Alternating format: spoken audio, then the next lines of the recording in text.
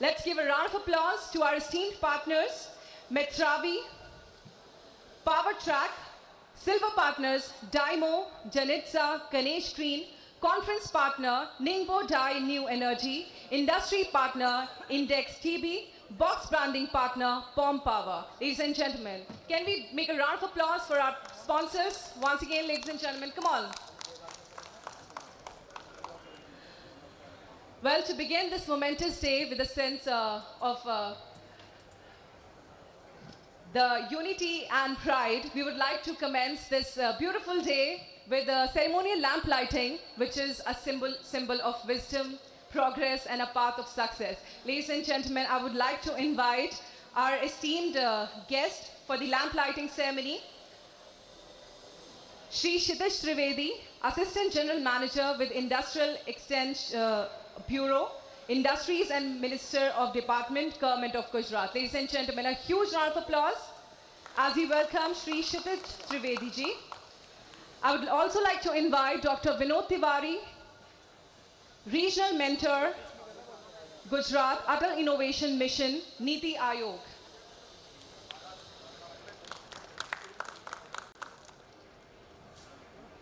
I would like to invite Dr. Manoj K. Singh, Founder and CEO, Net Zero Think Private Limited. Please help me invite with a round of applause, Hari Balasubramaniam, Business Development Director, Janitza Electronics GmbH. Mr. Pradeep Kumar, BD Head Industrial Outlook. I would also like to invite Mr. Satish Suri, MD and CEO, Green Path Energy Private Limited. Mr. Deepak Lodhe, Director, Business Development PowerTrack Group. And Dr. M.G. Anand Kumar, Joint Director, CPRI. Ladies and gentlemen, can we have a round of applause for our esteemed dignitaries? And we would like to welcome all of you to this ceremonial lamp lighting.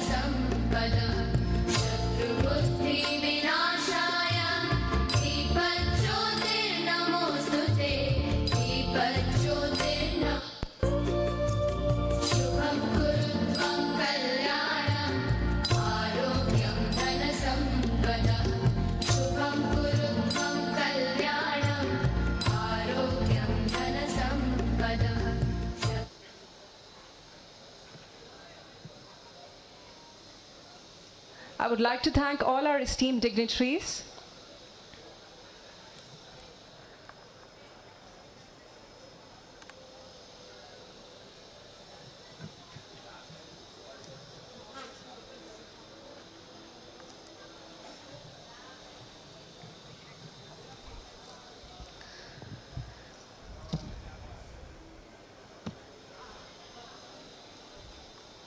Just to begin with, warm greetings and namaskar, good morning to all of you. It's such an honor when Gujarat contributes to over 8.2% of India's GDP. Contributes to over 8.2% of India's GDP.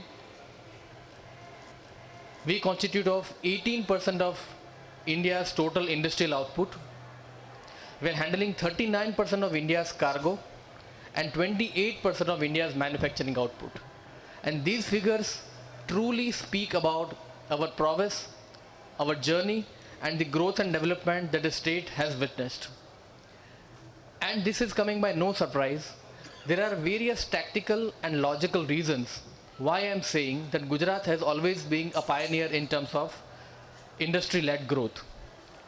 The reasons are proactive policy making by the government, ease of doing business which the entire business fraternity offers to each other, the investor friendly approach that we take, the truly logically and practically world class infrastructure that we have, and finally the ease of living that we offer.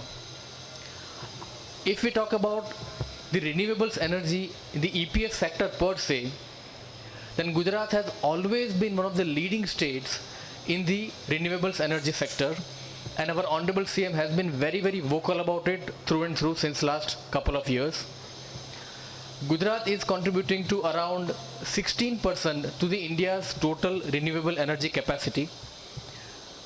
We are the first number of contributor as far as the wind is concerned, around 16%, and the second state contributing around 21% in the wind and the solar power sectors. And specifically, this is the business fraternity that I'm addressing to.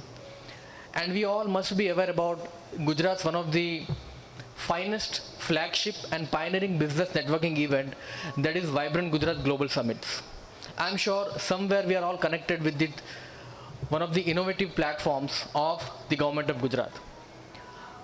I'm here specifically to invite all of you and to inform rather all of you that government of Gujarat is now proactively taking regional level. So instead of having it at Ahmedabad and Mahatma Mandir, we will now be having it as 4 different regions across the state of Gujarat. The first such summit is planned in Mehsana right next month, 9th to 10th October 2000. Vibrant Gujarat regional conferences will also host one of the flagship exhibitions, all the 4 locations, different exhibitions of around 18,000 square meter area. So if you have a flagship event of not just business networking, but also knowledge sharing and business handshakes that you are all tempting for. Again, at the outset, I am very much thankful to the organizers of this wonderful expo for inviting me over here. I am representing my managing director, Shri K.C. Sampat, Industrial Extension Bureau. Unfortunately, due to some unforeseen circumstances and pre-commitments, he could not be here, but he has given his gratitude to the organizers of this expo. And again, let us join us for the Vibrant Gujarat regional conferences. We are all very vocal about it. I invite all of you to get registered again and be a part of the conferences and take the maximum benefits out of it. Again, thank you very much for being such a lovely and patient audience, for listening me and for providing me an opportunity to deliver a keynote address. Thank you very much.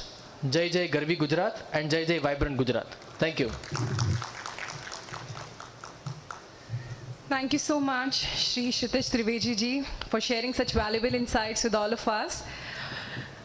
To appreciate the invaluable efforts by Shri Kshitij Trivedi ji, we would like to proceed with the felicitation ceremony, for which I would like to invite Mr. Pradeep Kumar to felicitate Shri Kshitij Trivedi ji. And I would also like to invite once again Shri Kshitij Trivedi ji to please join us on stage. And I request Mr. Pradeep Kumar to present a bouquet to Shri Kshitij Trivedi ji as a token of appreciation. And let's make a round of applause, ladies and gentlemen, at this moment.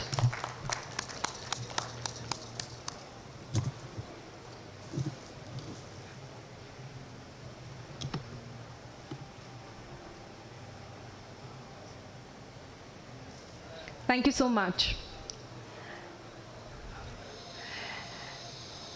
Now we would like to proceed with our next keynote speaker, Dr. Vinod Tiwari, Regional Mentor, Gujarat, Atal Innovation Mission, Niti Aayog. Ladies and gentlemen, a huge round of applause as we welcome Dr. Vinod Tiwari ji.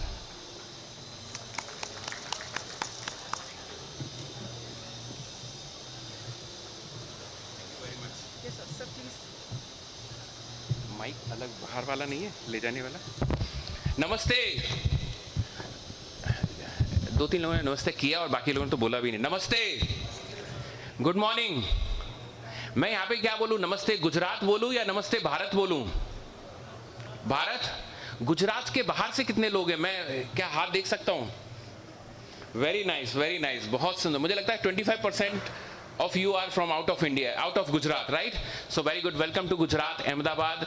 Or this is so, great privilege for me over here to be here on the stage and talking, regarding the sustainable, regarding the renewable power, regarding the solar power. And I know you guys who has came across from such a distance, such a long places and all. I'm actually standing behind all the experts, right? Okay, so मैं जानना चाहता हूं कि गुजरात के बाहर वाले कहां से आए, मतलब कौन कौन सी लोकेशन से? May I please understand which all location? Hyderabad, Bangalore, sorry, Mumbai, and what else? Chennai. वाह, चेन्नई तो there. And what else? Very very nice. So हमारे पास साउथ भी है, और बेंगलोर हो गया, हैदराबाद हो गया, साउथ है, और हमारे पास में वेस्ट तो है ही है. So guys, this what I अगले 10-15 मिनट में जो बोलने वाला हूँ, this I am not going to talk about western और ईस्टर्न और southern part. I am going to talk about something which is for the whole over India. Now I know you guys are already experts, so I'm not going to take much of time. I'm just scrolling through those things which you are already much aware. So my part is that India's solar growth and investment. Maybe you guys would have been thinking that सब लोग बोलते रहते थे solar is a future, right? But let me tell you, solar is no more future. Solar is the present now. Solar is happening, and not only solar, rather the renewable power, everything is happening, and सबके भागीदारी से हो रहा है. Everyone is contributing. मैं अभी किसी सज्जन से बात कर रहा था, वो कहते हैं जी हम कैसे कंट्रीब्यूट, हम तो जी एक छोटी सी कंपनी में है. आपका जो वो छोटा सा बिट है, that is contributing a lot. You know that 99 से सेंचुरी नहीं होती है, तो वो जो एक रन है वो भी बहुत जरूरी है. तो आप किसी भी इंडस्ट्री से हैं, यदि यहाँ पर बैठे हुए हैं, तो you are contributing to the economy, you are contributing to the growth. Now you know that last couple of months before, we have already surpassed 50% of the non-fossil fuel requirement in India, right, which is 119 gigawatt. Big number, and which we have surpassed a long back earlier. Now we are moving towards the Paris agreement, and we are close to that one. 50% electricity from non-fossil fuels. You know, this is something not easy. It is one of the biggest target, बहुत बड़ा ambitious target था, फिर भी भारत ने लिया और बहुत पहले लिया था, और अब तो ये आसान लगने लगा है. अब लगने लगा है कि we can do much more and much more better. Now module manufacturing, you know that it has been grown up like anything, and अभी मैं यहाँ पर थोड़ा सा बोलना चाहूँगा कि ये module manufacturing है. This is very good thing, I appreciate, but still I am not very happy, because I need cell manufacturing has to be here, right? We should lead we should lead India in cell manufacturing, from silicon ingot to the cell, because module mein to definitely we are doing wonders. So we have reached to the capacity of 74 gigawatt. Now let me talk about, as because I have associated with NITI Aayog, so let me tell you about the policies and government and all.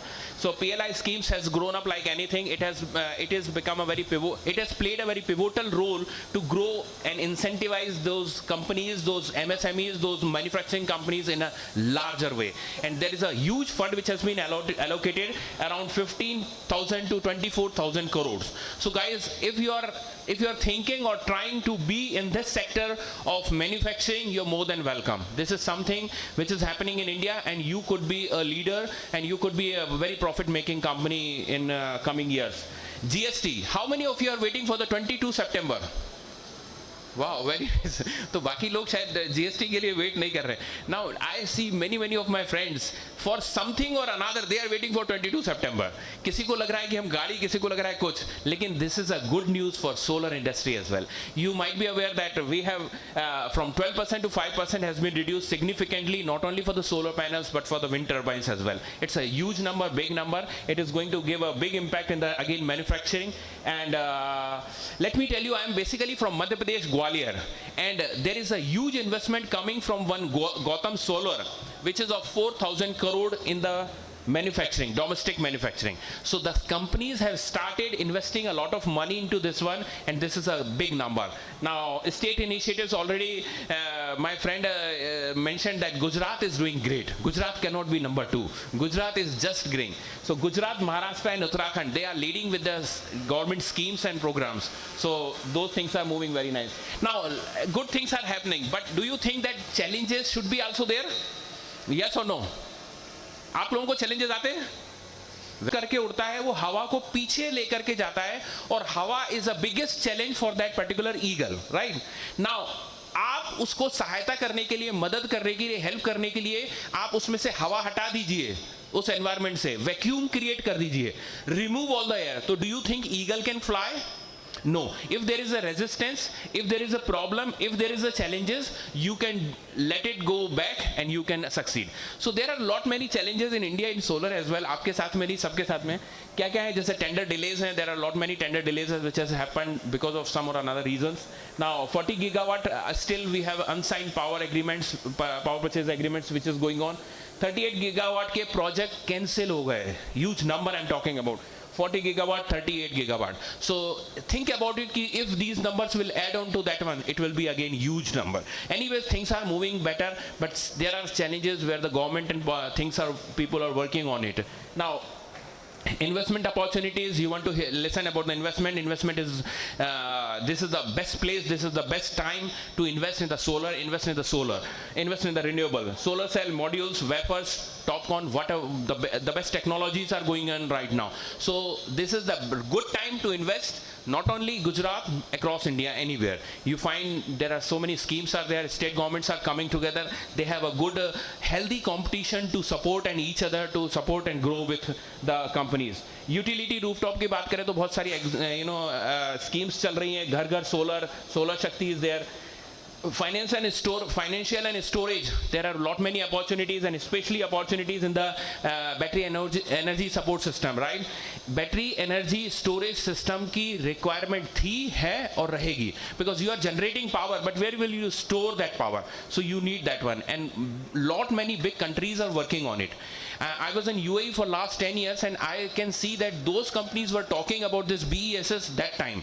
2012-13 में they started talking, and right now we are talking. हम भी पीछे नहीं है, but this is a big requirement where we have to work upon. ESG linked investment models. Strategic blueprints मैं छोड़ देता हूँ. Vision की बात करते हैं, Vision 2030. Now, मैं पहले देखता था तो कई लोग बोलते थे कि दुनिया के अंदर में जो विजनरी कंट्रीज हैं, पूरी दुनिया में विजनरी देश कौन कौन से हैं, तो उसमें सऊदी अरेबिया का नाम आता था, क्योंकि सऊदी अरेबिया ने 2030 तक का पूरा विजन बना रखा था. बाकी किसी देश के पास में इतना दूर का विजन नहीं था पहले, लेकिन अब बोलते हैं सबसे बड़ी विजनरी कंट्री कौन सी है? हाँ, सुनाई नहीं दिया, कौन सी? Yes, we have a plan for 2047 and beyond as well. But मैं यहाँ पे 2030 की बात कर रहा हूँ. 2030 target 500 gigawatt, which we are going to do it non-fossil capacity का. Already we are at 50% already done. Solar storage is a green power. And next biggest opportunity where we have to start thinking on it, that is a green hydrogen. Not hydrogen, but a green hydrogen, which is a big, your company, your state, your city, rather you can support the whole India and the globe. Ladies and gentlemen, come on. Come on. So.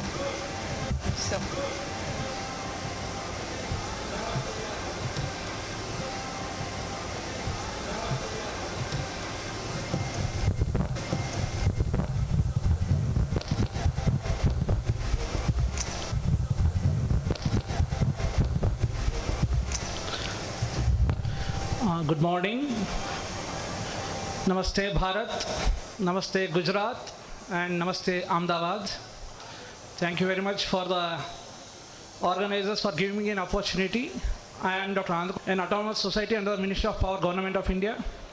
I represent the Ministry of Power, and it's my privilege that I am also associated with this exhibition, and also I thank for recognizing CPRI and also asking me to share a little bit of information. I'm not going to take much time because there are a lot of speakers need a little bit of information. I'm not going to take much time because there are a lot of speakers need to speak.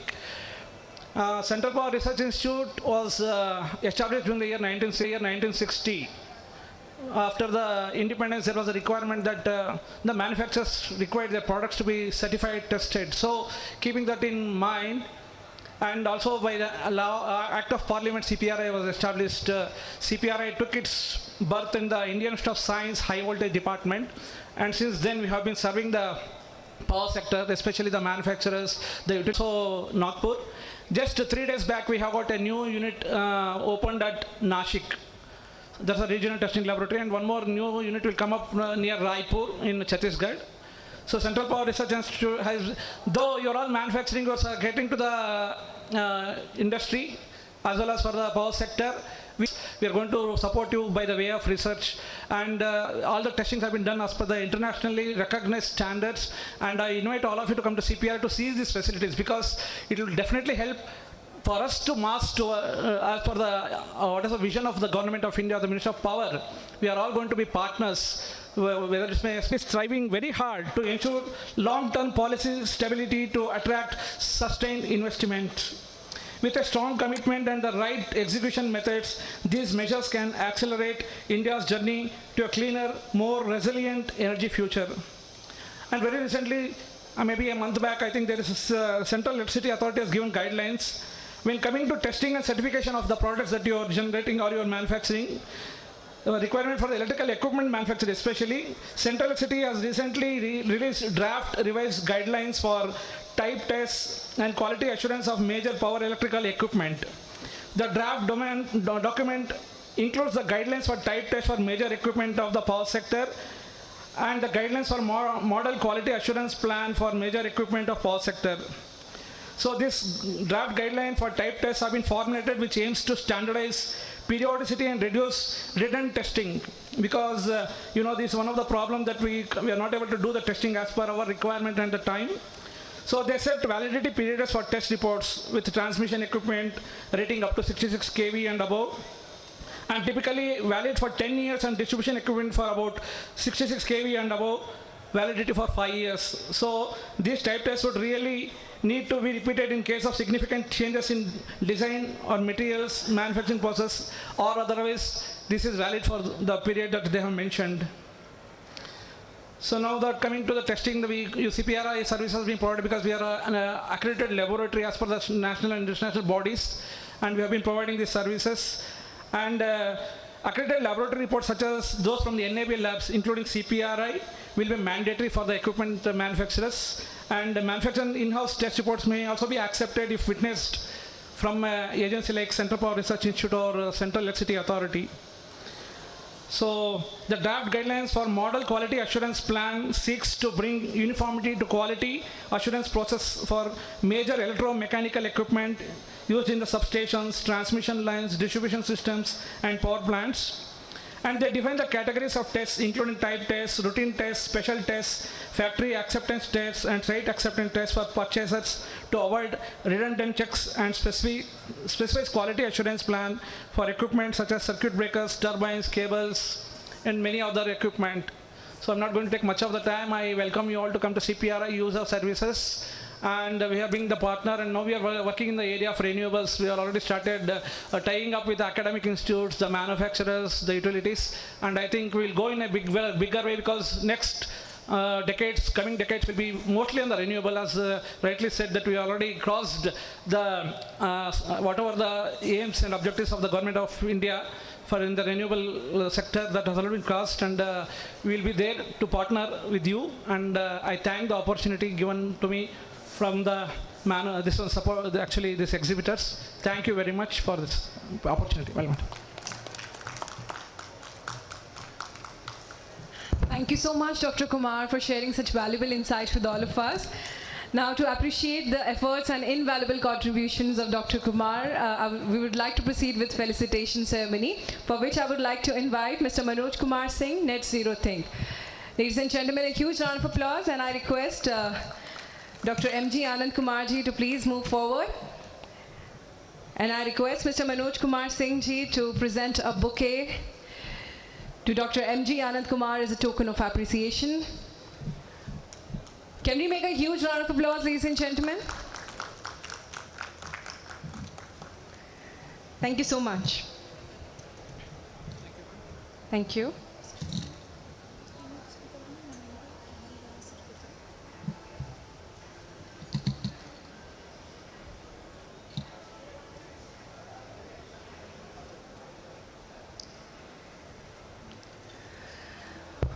But now, we have Mr. Hari Bal Subramaniam, Business Development Director, Janitsa Electronic GmbH, who will be sharing thoughts, insights on innovation solutions for the solar industry. Ladies and gentlemen, a huge round of applause as we welcome Mr. Hari Bal Subramaniam.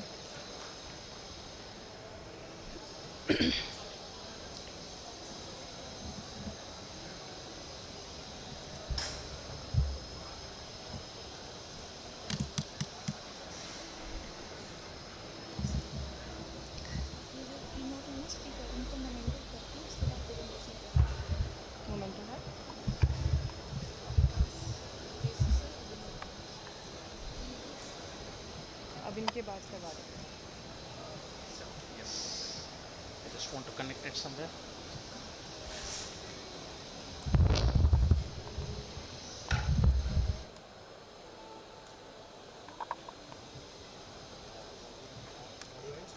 Audio नहीं.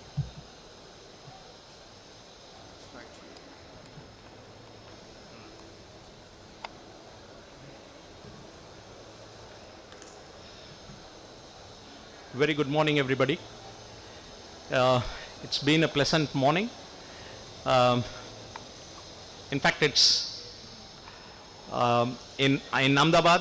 This is not the first time for me, and it's not the first time for me with Industrial Outlook as well. I've been associated with them for quite long, and thank you for the organizations and organizer as well what has been done over here.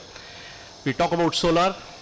We talk about so much of power being generated, and as Janitsa Electronics, we are into measuring them, right? So measurement becomes very crucial in doing whatever the activities. Only when we measure, if we don't measure 40 gigawatt of power or 500 gigawatt of power what we wanted to generate, then we don't have an idea what we generate. So measurement becomes very crucial in this aspect.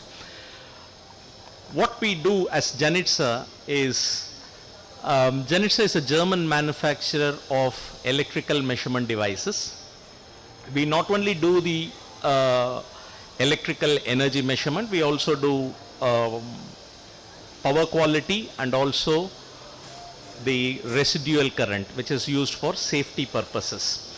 So as Janitsa Electronics, we are into 50 plus years of experience doing only measurement devices. So that's something very odd to know, that many of the measurement companies in the world have diversified into various industries or various applications and stuff, but we are still there only doing the measurements measurement of electricity. We have our R&D, manufacturing and distribution all at one place in Germany. And we have our offices in India. I have said put it as soon in India because I am present, but my office is not present. That's why I have put it that way. But we are in India as well right now. We predominantly deal through partners whom we are working with. We are right now around close to 400 employees. We have partners all over the world, and we do supply our products all over the world. The best part is since we do everything in-house, so the quality can be maintained completely. Many times what happens is the measurement part in an electrical panel is given least preference. I'm sure most of you would agree, because if there is something called as value engineering which needs to be done, first thing they will reduce is, okay, reduce the metering, so many number of panels into number of costs saved is X. So, but when you reduce the measurement cost at the time of design, at the time of installation, operation wise it becomes trouble, because your switchgear is rated to work for at least 20 years, and you have your measurement devices which is not going to be working for more than 5 years, then 15 years the customer has to pay for it in a different way. That's most important point which we do. So what we do is we try to provide our devices with utmost quality so that everything is done in-house and the quality for long life is established with our customers. Our portfolio stands as a complete solution with software, the integrations into the devices, because devices give information, measures, stores the data, and then shares it with the software. Thereby you give a very important information or analytics to the customer to take decisions. In the past, what we have done is many times we will be able to collect the data, or people go and take the readings, collect the data, and then just done for the end of the month processes. But now we are trying to go beyond that. Every day how much you consume, every hour how much you are consuming, how much is your productivity every hour. We started calculating that. So why not for the energy also? So that's the second part which we are trying to push into this industry. For these things, it becomes very important that crucial for power quality. And for power quality, when we are adding more solars, the whole of the grid system is getting very dynamic. And for that we need to be, in fact it's my request at this stage to tell you that we need to be geared up for this as well. So application wise, we have all the products where we can apply for various industries whoever is consuming. It's more important that we are start manufacturing things because of earth leakage, but now the residual current monitoring can avoid also saving lots of production time. So with this mark, I will just give it a break here, and thank you very much for patient listening. Thank you very much.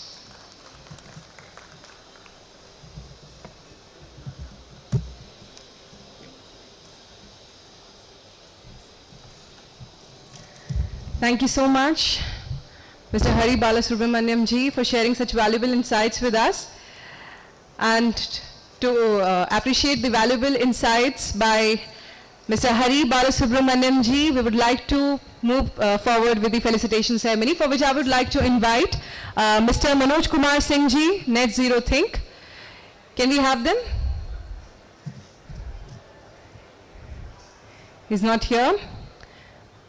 All right, so I would like to invite Mr. Satish Suri ji, MD and CEO, Green Path Energy Private Limited, to please come forward and present the memento to Mr. Hari Balasubramaniam ji for their valuable insights and contributions. Ladies and gentlemen, a huge round of applause.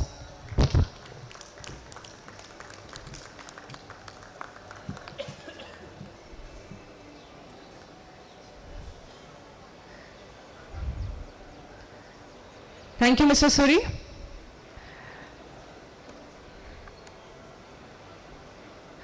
And I request Mr. Hari Balasubramaniam ji to please stay back for a moment, because we would like to felicitate our keynote speaker,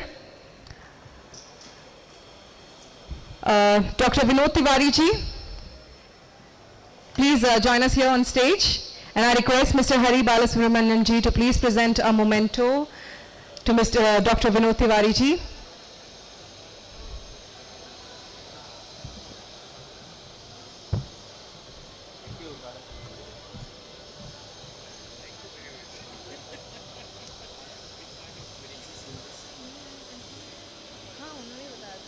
जगह पे जब ये तो mister Satish ने बोला था ना.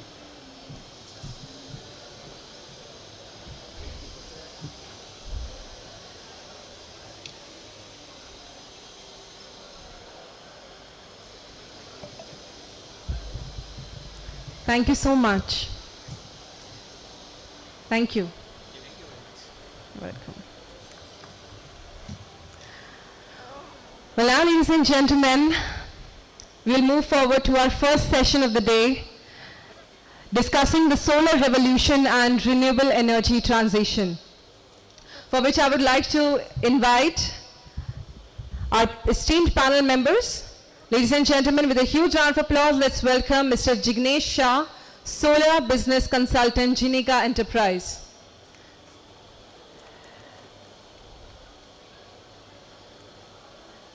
S.M. Takalkar, Managing Director, Takalkar Power Engineers and Consultants Private Limited. Can we keep the energy high, ladies and gentlemen? Let's make a huge round of applause for our esteemed panel members. And now please welcome Mr. Abhinav Mahajan, Director, IB Solar.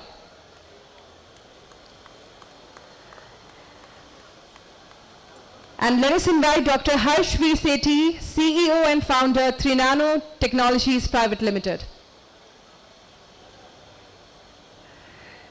Ladies and gentlemen, a huge round of applause. Come on.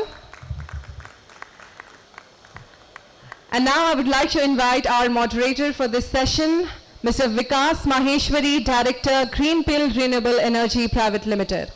Let's give them a huge round of applause. Come on.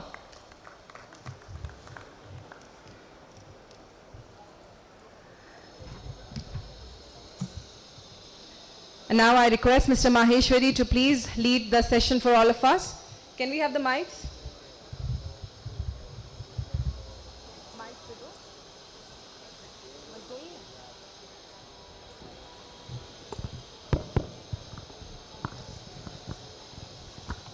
Hello. Good morning and very welcome to the EPS EXPO 2025. Vinod Tiwari ji ने एक बहुत अच्छा मतलब उनके presentations में हमारा outlook बहुत अच्छा दिख रहा है. हम सब लोग Indians are great risk takers. So यहाँ पे हमारे पैनलिस्ट हमारे जो है they are the risk takers. उन्होंने अपने बलबूते पे कुछ फाउंडेशन क्रिएट किया है. They face some challenges and they have their growth stories and they are moving ahead with the Indian economy and Indian growth story के साथ वो मूव हो रहे हैं. तो हम लोग उनके साथ डिस्कशंस करेंगे कि how it works and how Indian scenario are there for RE sector. Even I am giving my introduction. Myself Vikas Maheshwari, founder and director, Greenpill Renewable Energy Private Limited. We are a EPC player having more than 200 megawatt projects ongoing in Gujarat and across India. We are also a IPP player developing 100 megawatt projects in financial year 2025. And coming up, we are having a manufacturing facility of structures and in battery energy storage systems. So let's start with the session.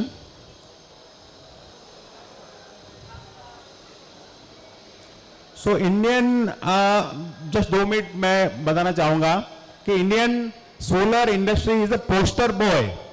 जैसे sir ने बताया index B से, is a poster boy of the PLI system and the success story of the make in India.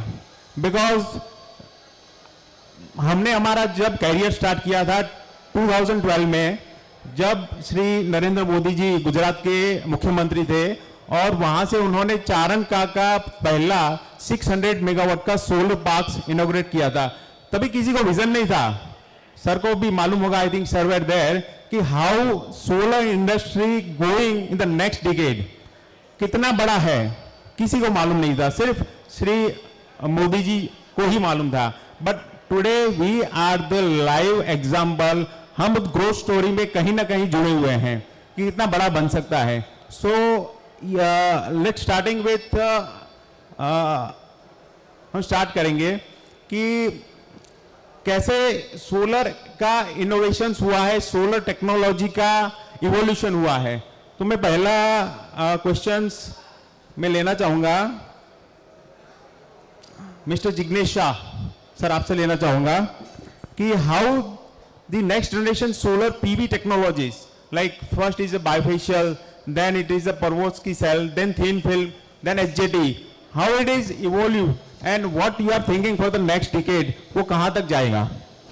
Yeah, it's a very important question for India. Let me first introduce yourself and your profile. Okay, fine. My name is Jignesh Shah. I've been in the solar field for almost 30 years now. I've worked with companies like Tata, Reliance, Adani, Vishaka, Electrotherm, Sonali Solar, Solarium, you name it. I've sold modules at 250 rupees a watt. In 1995, India's biggest solar diesel hybrid power plant of 2.5 kilowatt was installed by JEDA at a cost of 8 lakh rupees. And that is the time that I come from. I am now a solar business consultant based out of Ahmedabad, using my expertise in solar energy to help industries. A very important question, that what's next for India? The statistics are very mind-boggling. We have almost now 100 gigawatts of module manufacturing based in India, almost 38 to 45 gigawatts of cell module manufacturing in India. Various technologies, but as it is rightly said in solar, that the technology transits every 2 to 3 years. We know what is next, but we are not ready yet. Companies like Reliance Industries Limited are now coming out with HJT for the manufacturing. Most of our module manufacturers are doing monoPERC, TOPCon to an extent. Polycrystalline is now almost phased out. Nevertheless, the installations in India for polycrystalline are quite a huge number, and they are doing a fabulously good job. Monocrystalline is also on the same path. Perovskite technology, which was there about 13 years ago, promises an efficiency of almost 48%. That is very mind-boggling. It is yet to commercialize, but the news says, that if it is done, it's going to change over the entire solar industry, So my assurance is for the module manufacturers in India that you have to make sure that when you invest a large amount of money for manufacturing, it has to be upgradable. Otherwise, you don't stand a chance. We follow the footsteps of China, no matter what we do. And the top companies in China govern the global supplies for raw materials as well as the technology. We don't have a choice, but we have to follow. But the way that India has now transited from 2012 to 2025 and the installation basis that we have in India, we do stand a very fair chance. That's all. Very insights for the new technologies. Sir एक question है, जैसे सब लोग जानते हैं कि ALMM पहले आया था, जिसमें एट प्रेजेंट 100 गीगावाट का अभी हमारे पास कैपेसिटी है, but now there is ALMM 2, जिसमें we have a very small capacity like Reliance, Renew, and I think 3-4 people having cumulative capacity of 10 to 12 gigawatt. But we have a long way, 500 gigawatt. कैसे हम लोग पहुंच पाएंगे, कैसे ये cell बढ़ा पाएंगे, या हम लोगों के पास कितना innovations हैं हमारे पास? It's a very good question, very important also. That on one hand we have a very large target to achieve. On the other hand, we have, I would say, policy reducing measures. Every year, our government surprises us with a lot of, restrictions, I would say.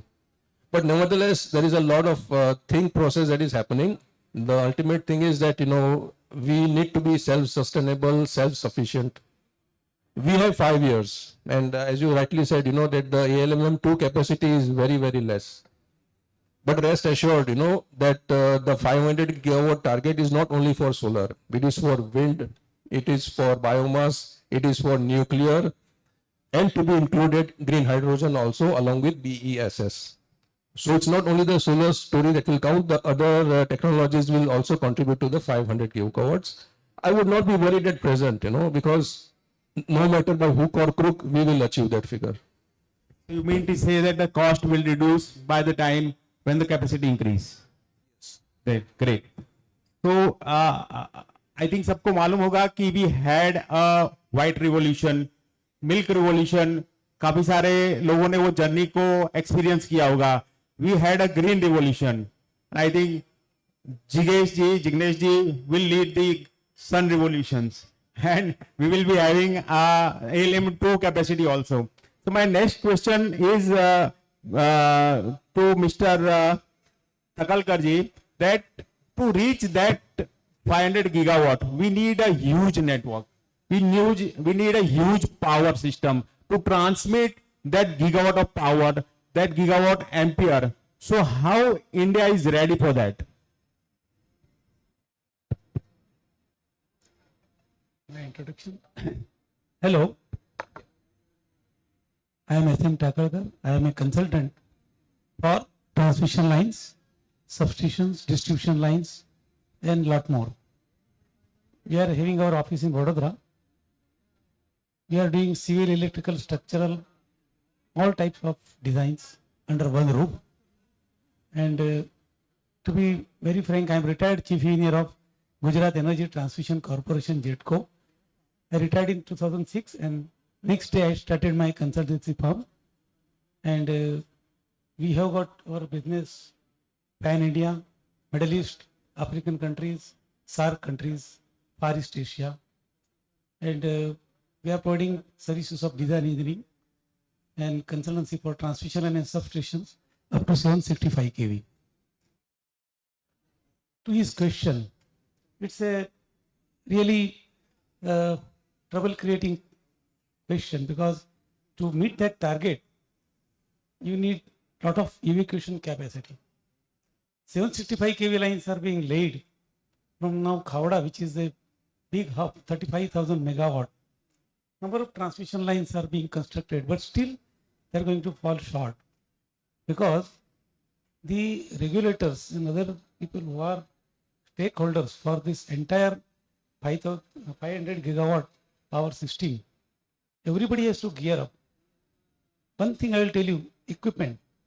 You need large number of transformers, the circuit breakers, cities, PTs, all substation equipment, transmission line hardware, transmission line towers to meet with this evacuation requirement. Generation is okay. The land is available, you will generate. But then there will be lot of difficulty transmitting it to the needy area. And that is why, this express highway, what we can say power highways, they have been created in terms of 765 kV, HVDC 800 kV plus or minus, and 500 kV HVDC. All this is going to ease this issue to an extent, but still we have to do a lot of pad work to meet that target of generation, okay, but evacuation. So in terms of production of equipment, in terms of system integrity, another issue is system integrity. So now the commercial part I will not touch upon, but still it is also one of the challenge where the customers are connected, discoms are connected to the generator, and they have got their own views, because everybody is independent, everybody wants to make profit. So those all commercial parts are also going to come into picture when you think of transmitting or generating 5,500 gigawatt of power in next few years. So I think this challenge has to be taken up by the country in different way. Even testing aspect, a lot of testing facilities are also required. Today for testing also there is a lineup. If you go to ERD or CPRI, there is a lineup. I think sir will agree with it, that you cannot get a slot immediately. So I think we will create some extra facilities or space there also. So all these challenges will be made, can be met only by working together, not only on one front, only for installation of power stations, solar or wind or whatever it is. Thank you.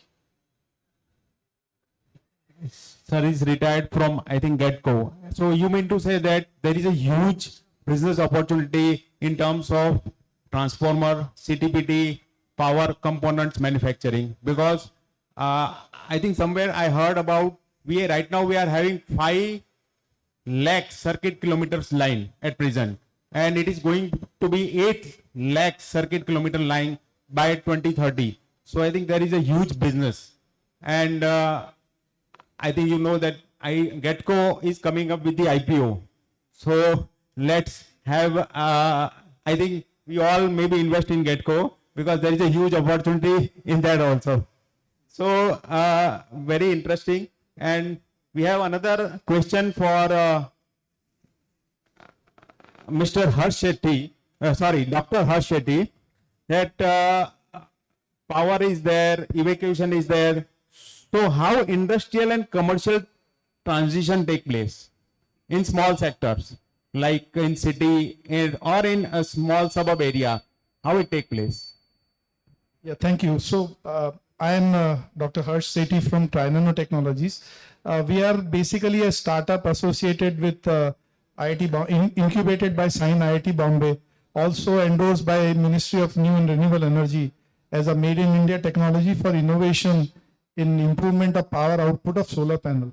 What we have developed is basically 3D quantum nano cladding, or in layman's term, nano coating, which is done on the top surface of solar panel, which is glass, to absorb more light and convert it into energy. So we guarantee something like 4% extra power and reduction in cleaning.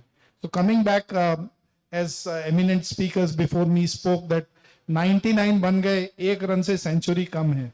So that is what we try to fill up. See, in India, when we are talking of energy independence, government is looking at replacement of fossil fuels because they are being imported.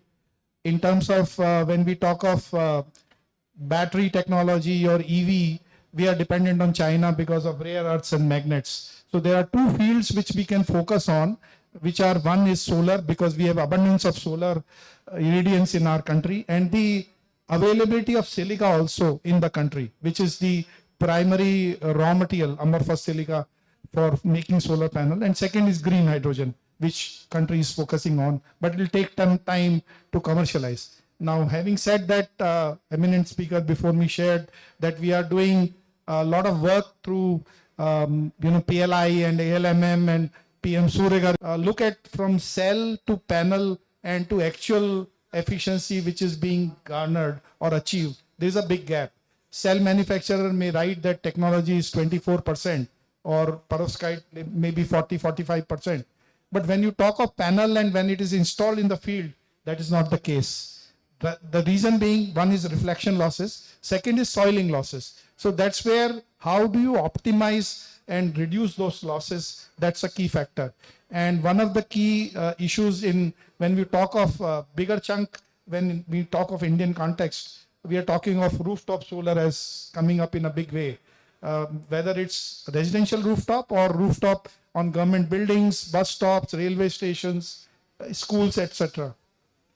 There, the availability of space for cleaning, the efforts required for cleaning, water required for cleaning may be a very difficult thing to achieve.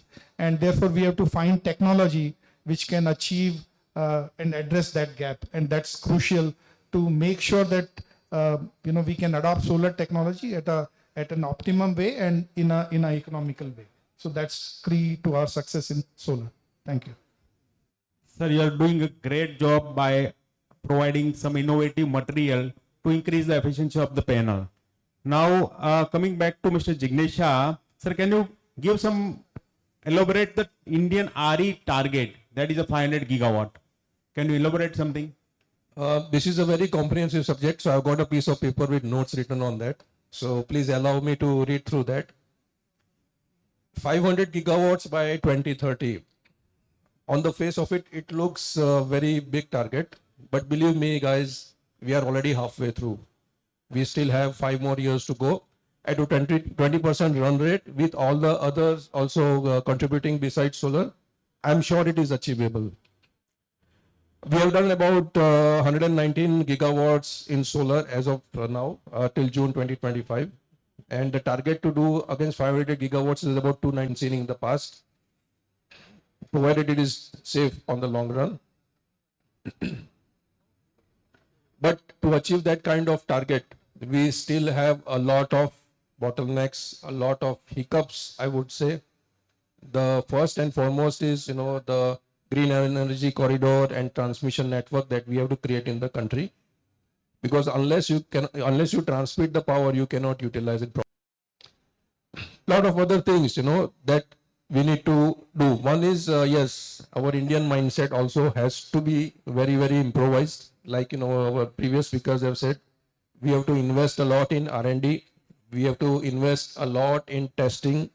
We have to upgrade our mindset as well as testing facilities in India to global standards. Our mindset as well as testing facilities in India to global standards. Because what we are talking about as a target is absolutely global. We are the third largest country in the world, for solar. If we have to be at number 2, number 1, which we eventually will be, at least number 2, if not number 1, you cannot beat China, take it from me, but we will still be there. So we have a promise to fulfill ourselves. My mission statement is to fulfill. Solar came around, I think, 2014, when a big adoption came in place. Generally, manufacturers say that solar panel life is around 25 years, but that's on the paper. जैसे आप गाड़ी खरीदते हैं 40 kilometre पर litre आपको average देगी, वो होता नहीं. ऐसे ही वो 25 years रहता नहीं sir, because the challenge is that because of the Indian conditions we have, so that has to come up. We have to adopt technology so that whatever way we can extend those panel life, even by percentage, 2 years, 3 years, that is going to significantly matter a lot when we talk of investments. Second is we have to look at how we can recycle. And there are multiple ways in the Western world, or even in China and Taiwan, they have addressed that. So frame is very easy. Copper connectors are very easy. The critical part is, coming out with the copper, the silver paste, which has to be, that is a leaching process. But the most critical part is how do you recycle silica cells? And that is what the technology is going to come about. Research has been going on. There are ways where people have been addressing it manually. Like एक panel में कहीं crack हो गया तो crack portion को निकाल दें, अच्छा पोर्शन है उसको यूज करें और रिसाइकल, मतलब उसको असेंबल करें. And then there are solar panels which are being, those discarded have been used for architectural or aesthetic purposes. So that is another way. But that is going to come. Maybe another 4 to 5 years, we have to address this issue of solar panel recycling, and we have to look at technology where we can extend the life and make use in a better way. Thank you. True, sir. Because there may billions of panels come to out of the service, and the target we have set, our government has set that 500 gigawatt by 2030. Vinod ji ne bataya that there are 3 targets. The one is 2030. The role of NBFCs to fund the RE sector. So there, when we talk of research, when we compare to America or China, we are still lagging a lot. Percentage wise, I think we are not even 2% of the R&D expense when we talk of corporate world. Government has mandated in terms of CSG, corporate social responsibility and all, there is a percentage which you have to do it. All corporates have to do it. In a similar way, I think if the government also, stipulates that ESG also comes in, then it would become better in terms of R&D expenses. We have to catch up. I was there in Startup Mahakumbh in Delhi. We were participant there. We got the Marathi Award also in climate sector. So our Honorable Minister of Commerce, Mr. Piyush Goyal, he compared, and then he was also criticized because he compared India's R&D and India's startup culture with China. And a lot of companies, so he said that a couple of companies who are making those last mile deliveries or making these matrimonial or these game, they are not actually research based or tech based startups. They are dhanda kar rahe ho. They are in business. They are providing employment, but they are not tech startup. So he said to catch up with US and China, we have to invest and we have to make more competitive. So a lot of people complain that where is the government support? R&D में expense कहाँ है? मतलब corporate sector का support कहाँ है? And next day when he came back, he said, we are putting up a fund of funds, 400 crore government set up कर रही है R&D के लिए, which government will support.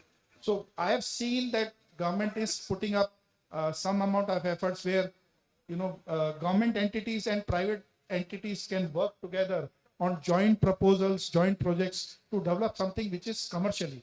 And for that, I spoke to sir also.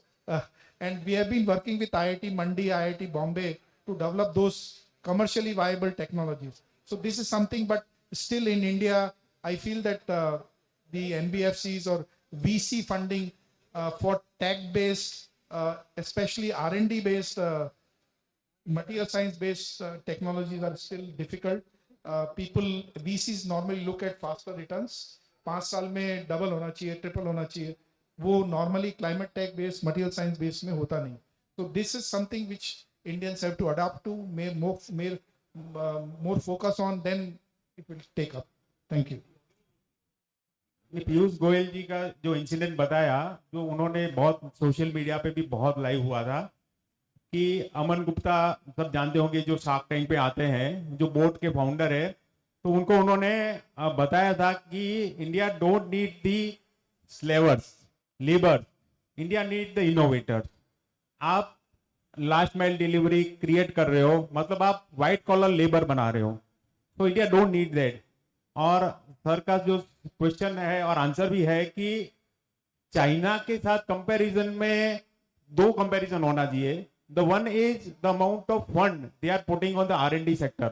See, China's economy is $20 trillion, and they are putting 2.3% of that into the R&D sector. That comes to $40 billion, where India is putting maybe 1,000 or 2,000 or 5,000 crores.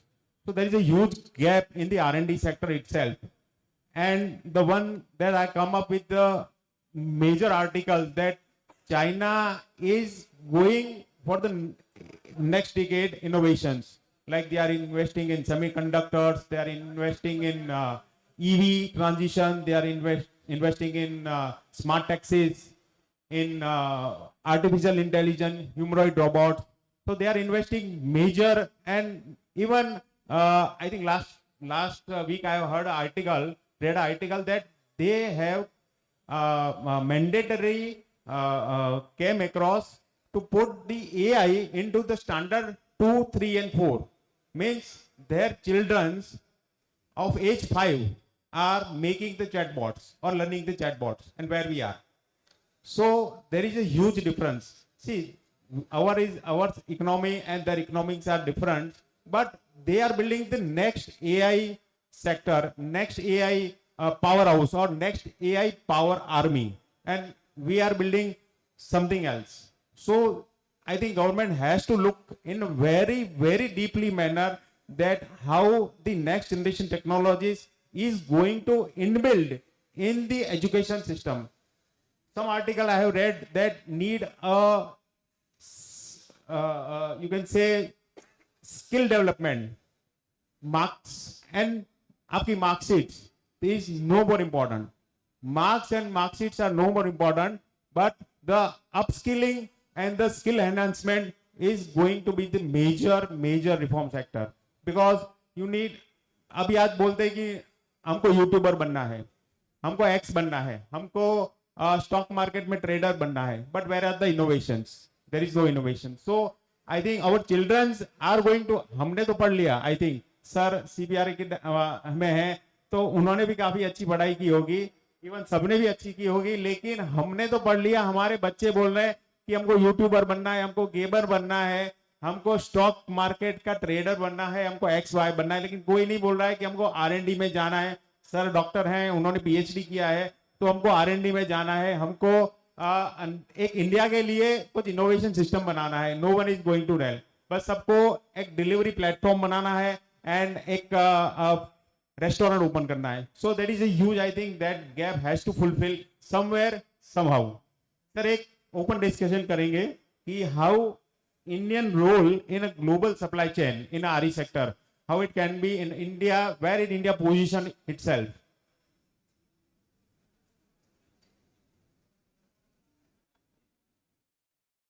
Say supply chain, I have already told you, particularly the electrical equipment, I will talk about, because I'm expert in that particular field. The manufacturing has to gear up the requirement, number one. Another thing, skilled labor, which you are thinking. Today, we are not able to get skilled engineers. Very difficult. Even from the private colleges who are charging hefty sum for teaching and all this, graduating, they are also not able to deliver good engineers. So the difficulty is to get good engineers for day-to-day working, leave alone the R&D work. So this is a challenge. Today, everybody is facing with this advent, and actually it is an invasion, I say, of solar into the power system. I will use this word invasion because it has come all of a sudden. It is a good. It is good invasion, but it is not matching with the supply of labor, supply of skilled manpower. It is very difficult. So that is one challenge. Next challenge which I have told you is equipment manufacturing. Then third is contractors. You don't get good contractors also to work at various sites. The third challenge is at Khavda site, where site is so treacherous. Lot of liquefaction is there. Liquefaction means you put your foot down and you simply go down. More you try to come out, more you go inside. How you make foundations there? So then you have to do stone piling and so many new technologies. In civil engineering also have to be done. Another thing is system stability, which is very, very challenging. Even with the approach taken by the regulator and central government, CEA, everybody, we are not able to still stabilize our system for addressing the evacuation of power from renewable. And this has to be solved jointly by everybody. It is not one's responsibility. In the earlier days when solar started, it was more in Gujarat and Rajasthan. At a time, GETCO or Gujarat State Board was compelled to take this power because of the must-run status of the renewable. So generation was getting back down. Thanks to the PPP model or TBCB model of transmission line and substation, that so many bidders have come up to lay transmission line and substations on overputting. The 15 months which you will complete a line in 15 months. Substation you will complete in 15 months. And that has come as a booster, moral booster, and has come to the rescue of this new generation. Otherwise, it would have been reeling under tremendous pressure for evacuation.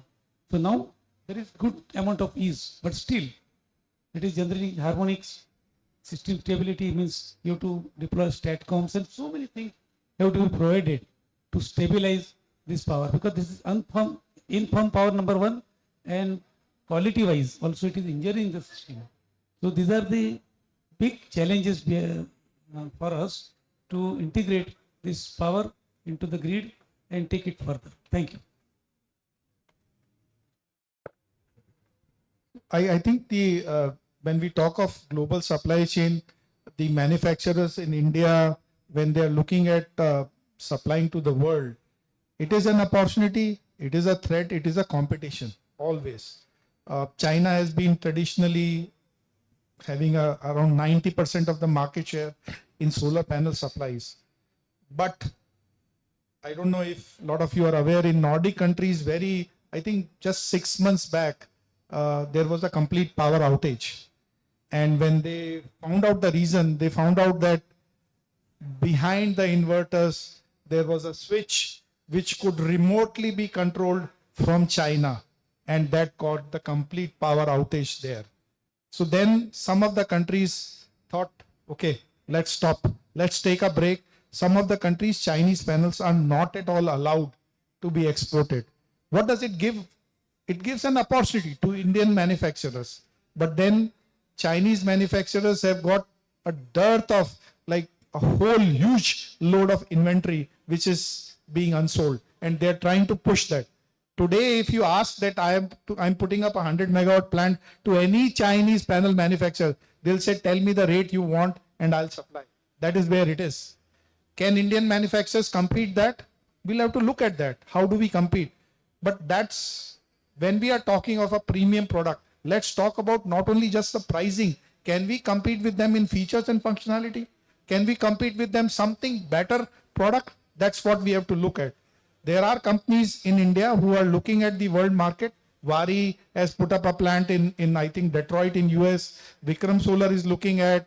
There are a couple of other, American manufacturer First Solar, they have come to India, and from India in thin films they are trying to do export to US. A couple of manufacturers have been exporting to even Vietnam, where it is a traditional panel manufacturing center in Southeast Asia. So there has been a dynamic change, a slight shift, paradigm shift in the manufacturing space. Indian manufacturers have got the capability, the wherewithal. I think infrastructure, Wari issue has been so successful. So they've got ample of cash which they can play around and develop technologies which can compete with Chinese manufacturers, come out with a better product, and also look at how economics of scale and pricing can work on. So that's where it is. I think we definitely have an opportunity there. Thank you. Great. Sir, vibrant Gujarat, then गतिशील गुजरात. अभी एक word आया था, I think सब लोगों को मालूम है, अगर someone has heard, that is of बलवान Bharat. Anyone who has given that word, बलवान Bharat? That is given by the AGM of Reliance. And Reliance के जो फाउंडर जो MD है मिस्टर मुकेश अंबानी जी ने वो वर्ड दिया था बलवान Bharat, and they have started a new initiative that is called Reliance Innovations. So what I mean to that, the private sector is capable for delivering and promoting Indian RE manufacturing into the global scale. Like Reliance, which has come up with the HJT solar panel and coming up with the, I think, 10 gigawatt of solar plant. Adani is there, Tata is there. So Indian conglomerates are ready for that. They can supply, they can even promote the Indian manufacture to the global level. But as sir said, that today China is bleeding. The top 10 manufacturer of China has cumulative loss of $3 billion a year. Manufacturing itna hai कि they are putting a loss. Some pictures I have, I think many of you have seen that they have, उन्होंने रण के ऊपर means desert में panels को बिठा दिया है, पूरे माउंटेन्स को पैनल से ढक दिया है. They have amples of manufacturing right now. So we have an opportunity of making India to promote ourselves into the global scale. So in terms of China plus one policy that our Prime Minister has insisting from last 10 years, that under Make in India initiative, that we can be a China plus one policy. Like after this COVID, many MNCs are derouting the China manufacturing. In that, the first example is Apple. Now we are producing the highest number of Apple phone in the total world manufacturing sector. Means China is producing 3% of the total Apple manufacturing phone, and we are producing 97. So what it means that China plus one is successful in India. If it is successful in Apple iPhone, then why cannot be in RE sector also? So with this good discussion, I am ending here these all points raised by our panelists. And if you have some questions, I am open to that if you can ask some suggestion and have some insight of that. हर बार एक बताता हूं कि कोई questions नहीं है, इसका मतलब पूरा बाउंस ही हो गया ऐसा लग रहा है पूरा. Yes sir, please.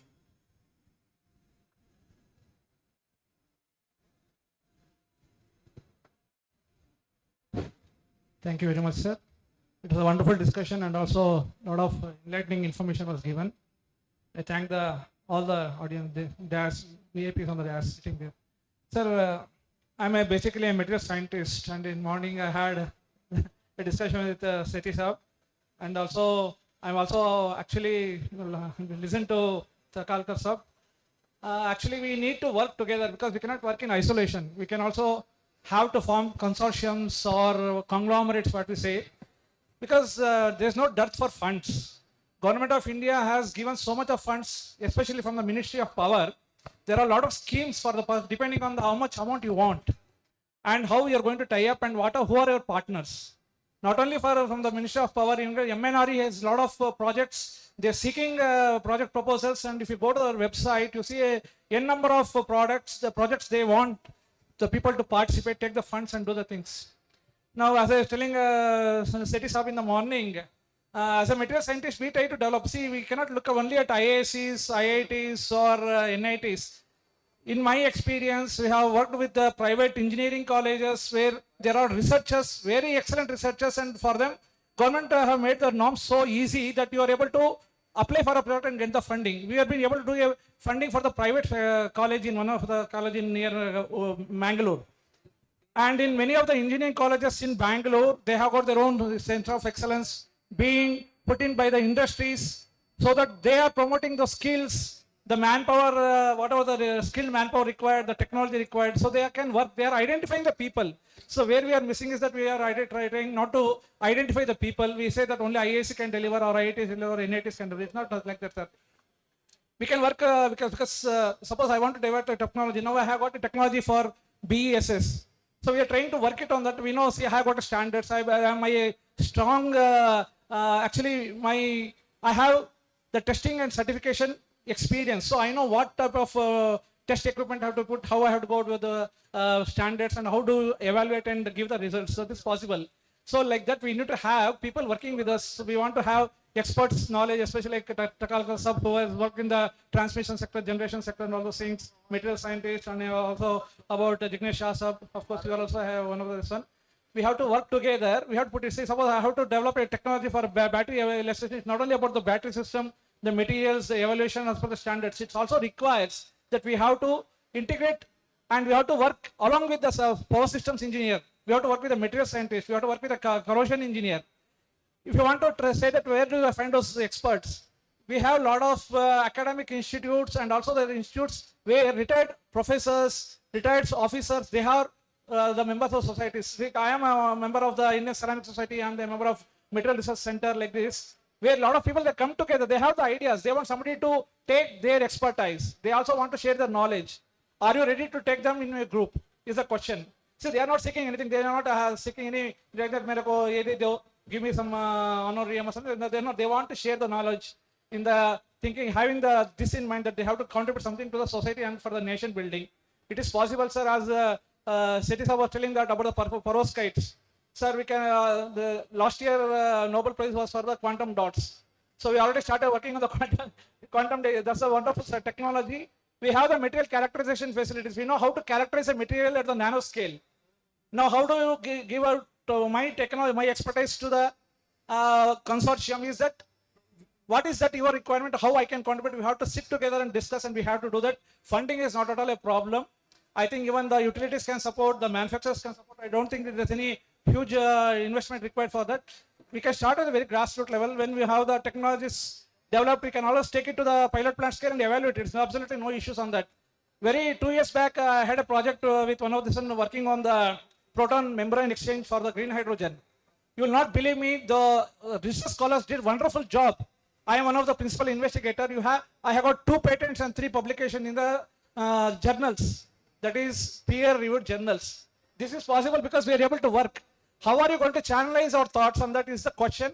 I think we have to identify ourselves, sir. There's no restriction that you cannot tie up with any of the private or public. It's nothing like that. Even a small timer can cooperate with us. We can form a consortium, come out with ideas and do something for the nation building. This should be in the mind. If it is there, I think we can do it. So this is one of my thoughts I just want to share. Thank you very much. Thank you, sir. It's a valuable suggestion, and the collective collaborations, sabka saath, sabka vikas. That is the prime motto of our Honorable Prime Minister. Something you want to say? He is very right. But what I suggest, that all should start from the root, grassroots, that is colleges. Our targets are given to the colleges that, okay, you will produce good engineers and let them do some R&D work, and that can be given to some NGOs who can be assigned to take care of those students or those colleges who are promoting this type of activities, even testing. In the colleges, you can invest in terms of testing equipment. There are colleges where there are no testing equipment. And if they are there, they are dilapidated or useless. So if you start from the grassroots, then this all targets can be achieved. My suggestion is that tone up the academic institutions. On my part, and on Society of Power Engineers, other thing, NGO which are running in Vadodara, we are doing a lot of work for all academic colleges. Colleges, we go there, conduct symposiums, seminars, workshops, and try to see that the students who come out are good enough to get absorbed in the industry. Even in my office, I entertain diploma degree up to PhD students that is free of charge, so that they deliver something good to the industry and to the nation. That has to be done by everybody, and it should be a collaborative work rather than individual. I really appreciate. Thank you. So thank you very much. Yeah, that was a great insight. I'll share some of my story. I started my career around 1990s, and coming from a material science background, that time they had the vision that kuch to karna hai. So did some material ventures. Startup word was not known during that time, 1990s. Banks never gave money without a collateral. Coming from a middle class background, there was no money in the family. So I dealt in OFSC copper, powder metallurgy, sinter metallurgy, then electroslag refining. All of them failed, sir. All of them, 4 of them, because paucity of funds, some reason or the other reason, cash flow, team not there. So from that time, I think time has changed. Startup culture has become very common. Government support system is there. You have accelerator, incubator, all that support system is there. Government gives a lot of grants also. And now, I mean, last 2 years, I'm seeing that public-private partnership has also come up. So we could, earlier it was unthinkable. A private company having a proposal with a academic institute and, coming up with a new research idea, unheard of. Either the IP would remain with the academic institute, so you have to associate with academic institute independently, like cannot come with a private limited company. Things have changed, but still I feel, sir, the train has just started. It has not yet reached the destination. It is a work in progress, and there is still a lot of mileage to cover. If we are to achieve some parity with countries like China or US, there's a lot of things to be done. As sir rightly said, कि वो $43 billion की बात करते हैं, हम 400 crore रुपए की बात करते हैं, sir. It's a big gap. But then there is a positive sign. We have acknowledged, we have understood, we have understood the gap where it is, and we are filling that gap both through the government sectors and private-public partnerships as well. So it's a work in progress. We'll have to continue this pace, or maybe even faster, to achieve that Viksit Bharat by 2047 and net zero by 2070. Thank you so much, sir. So last 2 minutes. Sir, as you rightly said, there is a collaborative efforts need from a PPA, public-private partnership. There is no depth of fund is available. Don't look at only government fund. There is a private fund also available. But the one thing I need to say that as myself, sir has started 1990s in this startup. We have started 10 years back, and I have held 2-3 startups also. So there is a celebration for failure also. In Indian ecosystem, there is a celebration for success only, but there should be a celebration for failure also. China solar sector manufacturers are bleeding with 3 billion losses, but no one is complaining. Where in India, if that can not possible, next day the company will wipe out. So there should be celebration for failure also. And as you said, there is a ample of fund available. But what I need to say that there should be not always 100% success. Success ratio is always 20-80%. 80% must be failure, 20% is the only success. But where is the fund for failure? There is no fund for failure in government. So where it comes? It comes from only private sector. So what I personally suggest, or my suggestion, I came up with some thought that there should be a Bharat Innovation Fund, not only from government side, it is from Tata's, Birla's and Andanis and Ambanis. They should collectively pledge 100 billion fund for these innovations. And there is no success and no failure, there is only innovations. That is, then and then we should, as I said, we can compare with the China, we can compare with the US. Otherwise, if we celebrate only success, we cannot achieve that one. So with the summarize of this good talk about the RE sector, we have still many more milestones to achieve. It is a journey, it is not the destination. RE sector has many more milestones to achieve. We are at just tips of the iceberg. We are at solar sector, coming up with the battery storage. With the next one is the green hydrogen, where our total, you can say, commercial sector or the transportation sector is going to be changed in the next decade. And that is only possible with the manufacturing capacity and the innovation that you and our side are doing. So with this, we are ending up ourselves summarizing, and we have a lot more to visible in our lifetime for the next RE sector, next thing to come. Thank you, sir. Thank you so much, Mr. Maheshwari, for leading this session effortlessly. And I would like to thank all our esteemed speakers for sharing such valuable insights with all of us. Ladies and gentlemen, can we have a huge round of applause for this wonderful session? And to appreciate their efforts and their valuable contributions, we would like to proceed with the felicitation ceremony, for which I would like to invite Mr. Satish Suri, MD and CEO, Green Path Energy Private Limited. And I request Mr. Jignesh Shah, Solar Business Consultant, to please come forward to accept this memento. Ladies and gentlemen, can we make a round of applause? Let's keep the energy high. Come on.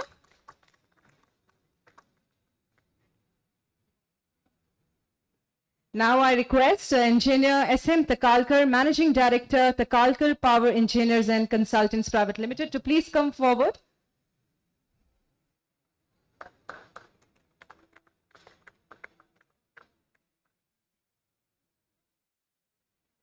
Now, I would like to welcome Dr. Harsh V. Sethi, CEO and founder, Trinano Technologies Private Limited, to please come forward.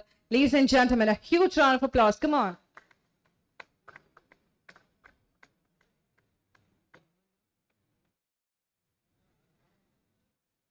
And now let's welcome with a round of applause Mr. Vikas Maheshwari, Director, Greenpill Renewable Energy Private Limited. Ladies and gentlemen, come on, let's make a round of applause.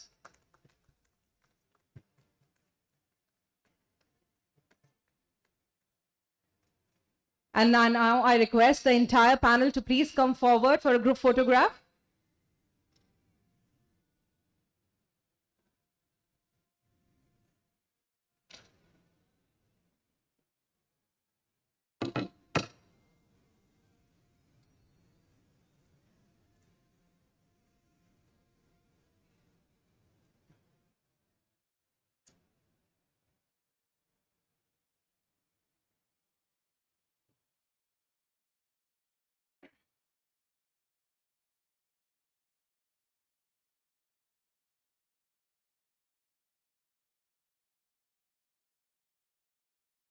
Thank you. Thank you so much.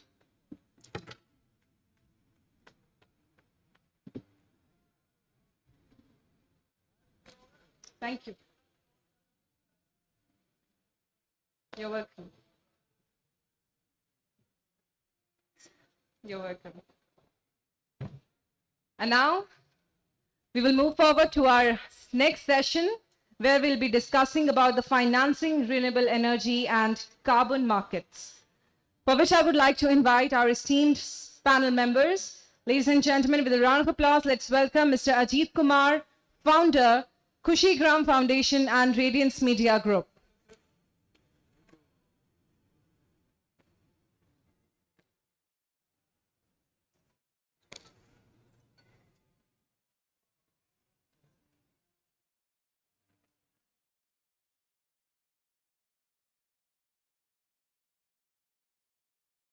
Mr. Ajit Kumar. Ladies and gentlemen, a huge round of applause. Come on. Can we make a round of applause? Come on. Let's do that. And now let's welcome Mr. Satish Suri, Managing Director, Green Path Energy Private Limited.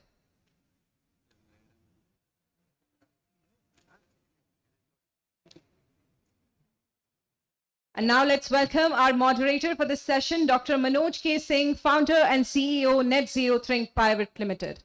Ladies and gentlemen, a huge round of applause, come on, for the entire panel.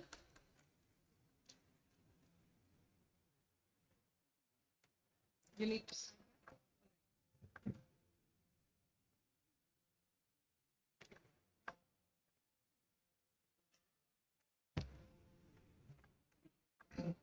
Thank you so much. So, just I'll set the context of this session, which is focused on financing renewable energy and carbon market. So, good afternoon, everyone. Myself, Manoj Kumar Singh. I am founder and CEO of Net Zero Think Private Limited.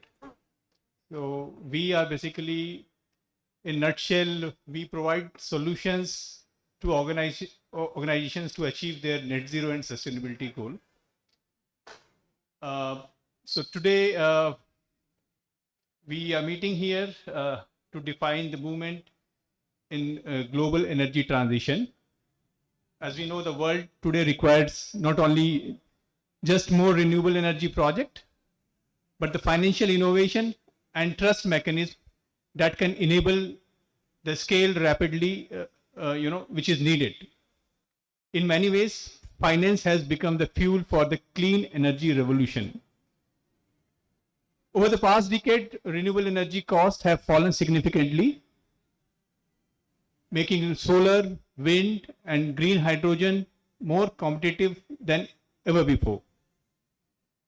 Yet, despite this progress, the financing gap for climate and energy transition remain vast. According to international estimate, developing countries alone will need over $1 trillion annually in clean energy investment by 2030 to align with the net zero pathway. Bridging this gap is not just about capital, it is about creating the right structure, incentive, and confidence for investors. This is where the innovation or innovative financing model comes in. Green bonds, blended finance, and sustainability-linked loan are no longer niche. They are mainstream instruments that channel capital into renewable energies at scale. ESG investment are also reshaping how markets value companies, rewarding those that align with low carbon future. Public-private partnership, as I think it was discussed in the last session also, when designed with clear risk sharing, can unlock the massive infrastructure needed in emerging economies. Equally important are regulatory and fiscal enablers. In India, a significant step was taken very recently last week, which is announced on September 3rd. The GST Council reduced the GST rate on renewable energy equipment from 12% to 5%. This includes solar cell and modules, windmill equipments, biogas plant, ocean energy devices, and solar water system. The impact is immediate. Capital cost for the projects are expected to fall by 5%. And so the tariff of solar could reduce by around 10 paisa and wind could reduce by around 15 to 17 paisa per unit. The effective GST burden on a typical EPC project has dropped from nearly 13.8% to 8.9%. Earlier it was, 12% flat. Now it has been distributed into 70-30, which is like 70% equipment cost will be now charged at 5% and 30% services will be charged at 18%. So effective rate will be now around 8.9%. For developers and investors, this translates into improved financial viability, faster project closure, and a more competitive clean energy sector. It also signals government intent to align fiscal policy with long-term climate goal. Beyond taxation, we now see the emerging power of carbon market. Properly designed carbon credit mechanism can serve two purposes. They accelerate emission reduction and they generate new revenue stream for clean energy developers. Carbon market, both compliance and voluntary, are increasingly becoming a bridge between climate ambition and economic opportunity. Yet the credibility and integrity of this market are essential. High quality carbon credit, transparent measurement, and alignment with global standards will determine whether carbon finance truly drive climate goal or merely creates short-term transactions.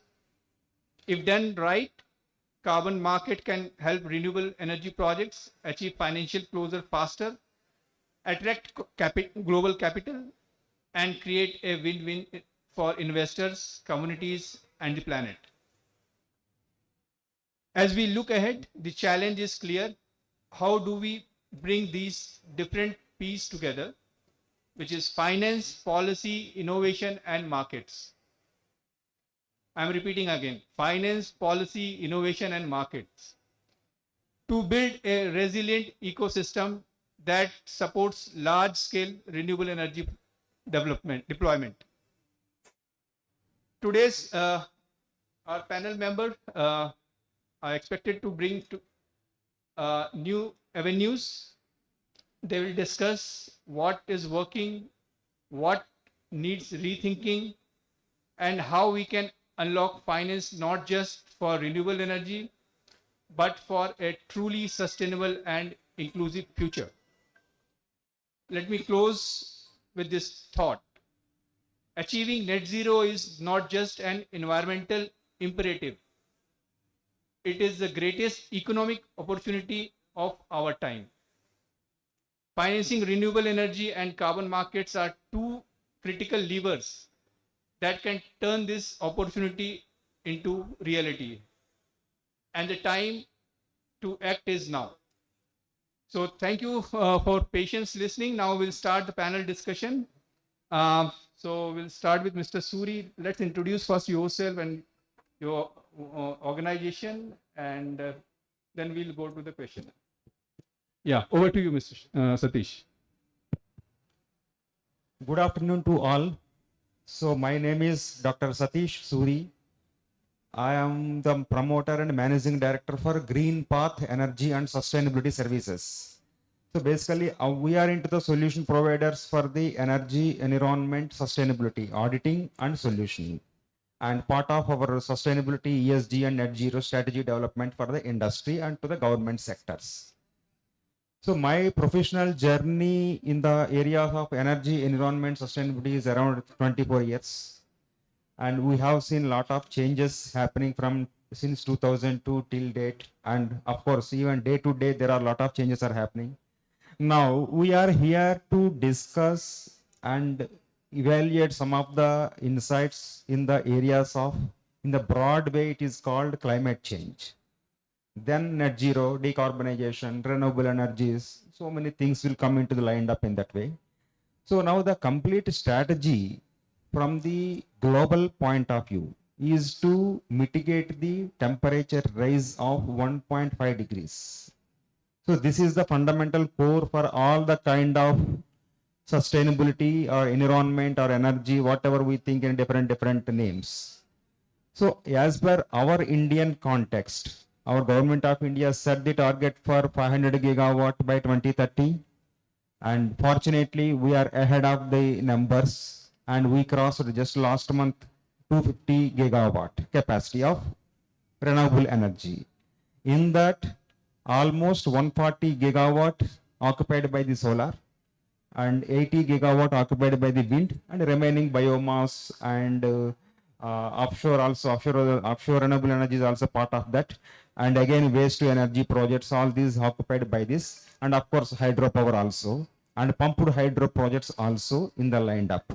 So for achieving 20, 30, 250, 500 gigawatt is not at all a big challenge, but the challenge is to sustain that numbers.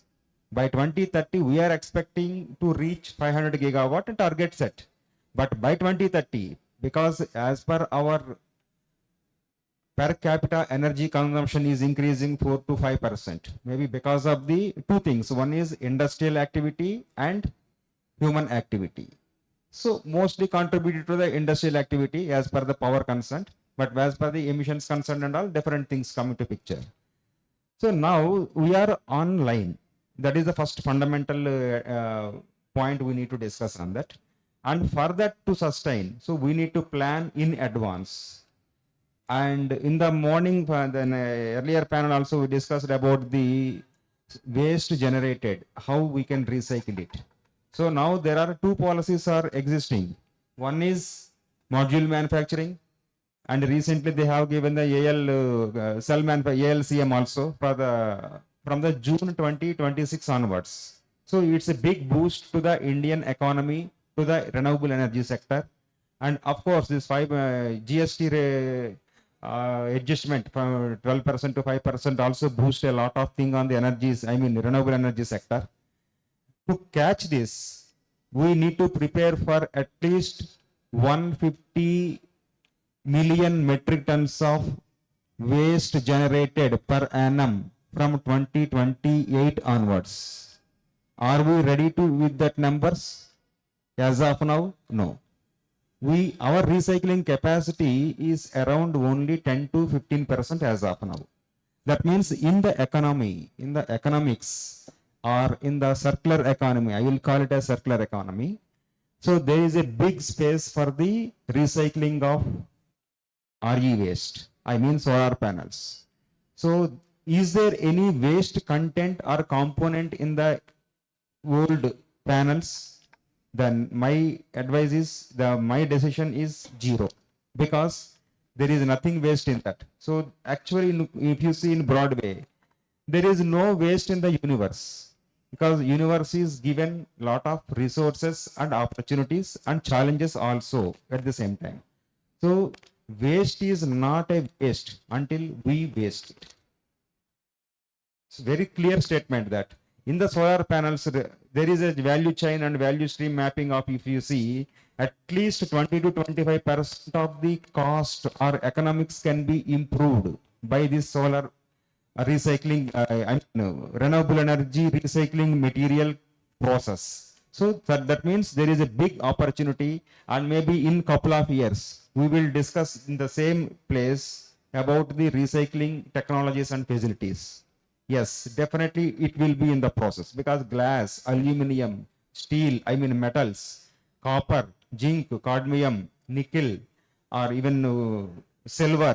So there are all the materials can be recycled, 100% recyclable. So it's a big boost for the Indian economy also. So this will offset the cost on the entire value chain of the system. So as you know that, people very much know that earlier, I saw in the long term, 15 years back, in 2012-13, the PPA rates around 24 to 25 rupees also. Maybe definitely you people also experienced that. But now it is coming to 3 rupees, even lesser than 3 rupees. That means there is a big change and big shift in that. So how this was happened? Because we set the targets and we inculcated the culture of recycling or reproducing and reusing. So this is the cycle we need to adopt it. So reduce, reuse, recycle. In waste management, how we discuss. The same way is applicable to the renewable energy sector also. And for the instance, I will give one important update. As per the Central Electricity Regulatory Commission, the waste, as per the CERC regulations, 2023 reports, per kilowatt hour generation, 1 unit of generation from the thermal power, standalone thermal power, the emissions released to the environment is around 826 grams. 826 grams. That means we can imagine that. So how the environment is affecting. So one data says that in the environment, in the global environment, the emissions, I mean GHG emissions, the 6 emissions, whatever is there, no? The content of the total GHG emissions in terms of CO2 equivalent is around 180 billion metric tons. 180 billion metric tons, which is very, very difficult to digest and difficult to understand the numbers. And the solar plants, standalone solar plants, are also generating emissions at the rate of 17 to 20 grams per kilowatt hour generation, whereas 826 and whereas 18. So this is a big shift, big change. Even for hydropower also there are emissions. There will be definitely emissions. This is from the scope 1, scope 2, scope 3 emissions I am talking about it. Now coming to that, by 2030, I have some numbers on that. Solar portion could be around 300 gigawatt. Wind, including offshore, could be around 140 gigawatt. So out of 500, this is 300 and 140, 440, and another 60 gigawatt could be hydropower and pumped hydro storage and biomass and other solid waste projects also will take care of that. So that means the numbers are in line, and government is working on that. And apart from that, I would like to mention one important point, maybe which is not relevant to the context of this session, but this is the today's latest news. I'm talking today's latest news. You can refer to the Hindu or Indian Express. Government of India announced 39,000 crores of funding for the carbon capture and utilization storage projects. Today's news I'm talking about. That means carbon capture, utilization, storage. So you see the major sectors of the carbon emitters are from the thermal power plants. Second, coming to the steel sector, cement industry, hydrocarbon industry, and manufacturing sectors. And apart from that, there is one more sector called transportation sector. So these are all the major emitters of the CO2 emissions.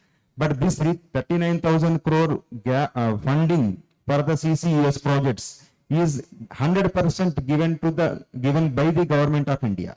So this is a novel kind of decision, and definitely it boosts up the entire ecosystem. So that means what, as a think tanker, as a professional, we need to do some of the things like, we need to adopt the technologies, and we need to understand the technology, and we need to inculcate the culture of that, how we can adapt to the technologies. So this is the only one thing.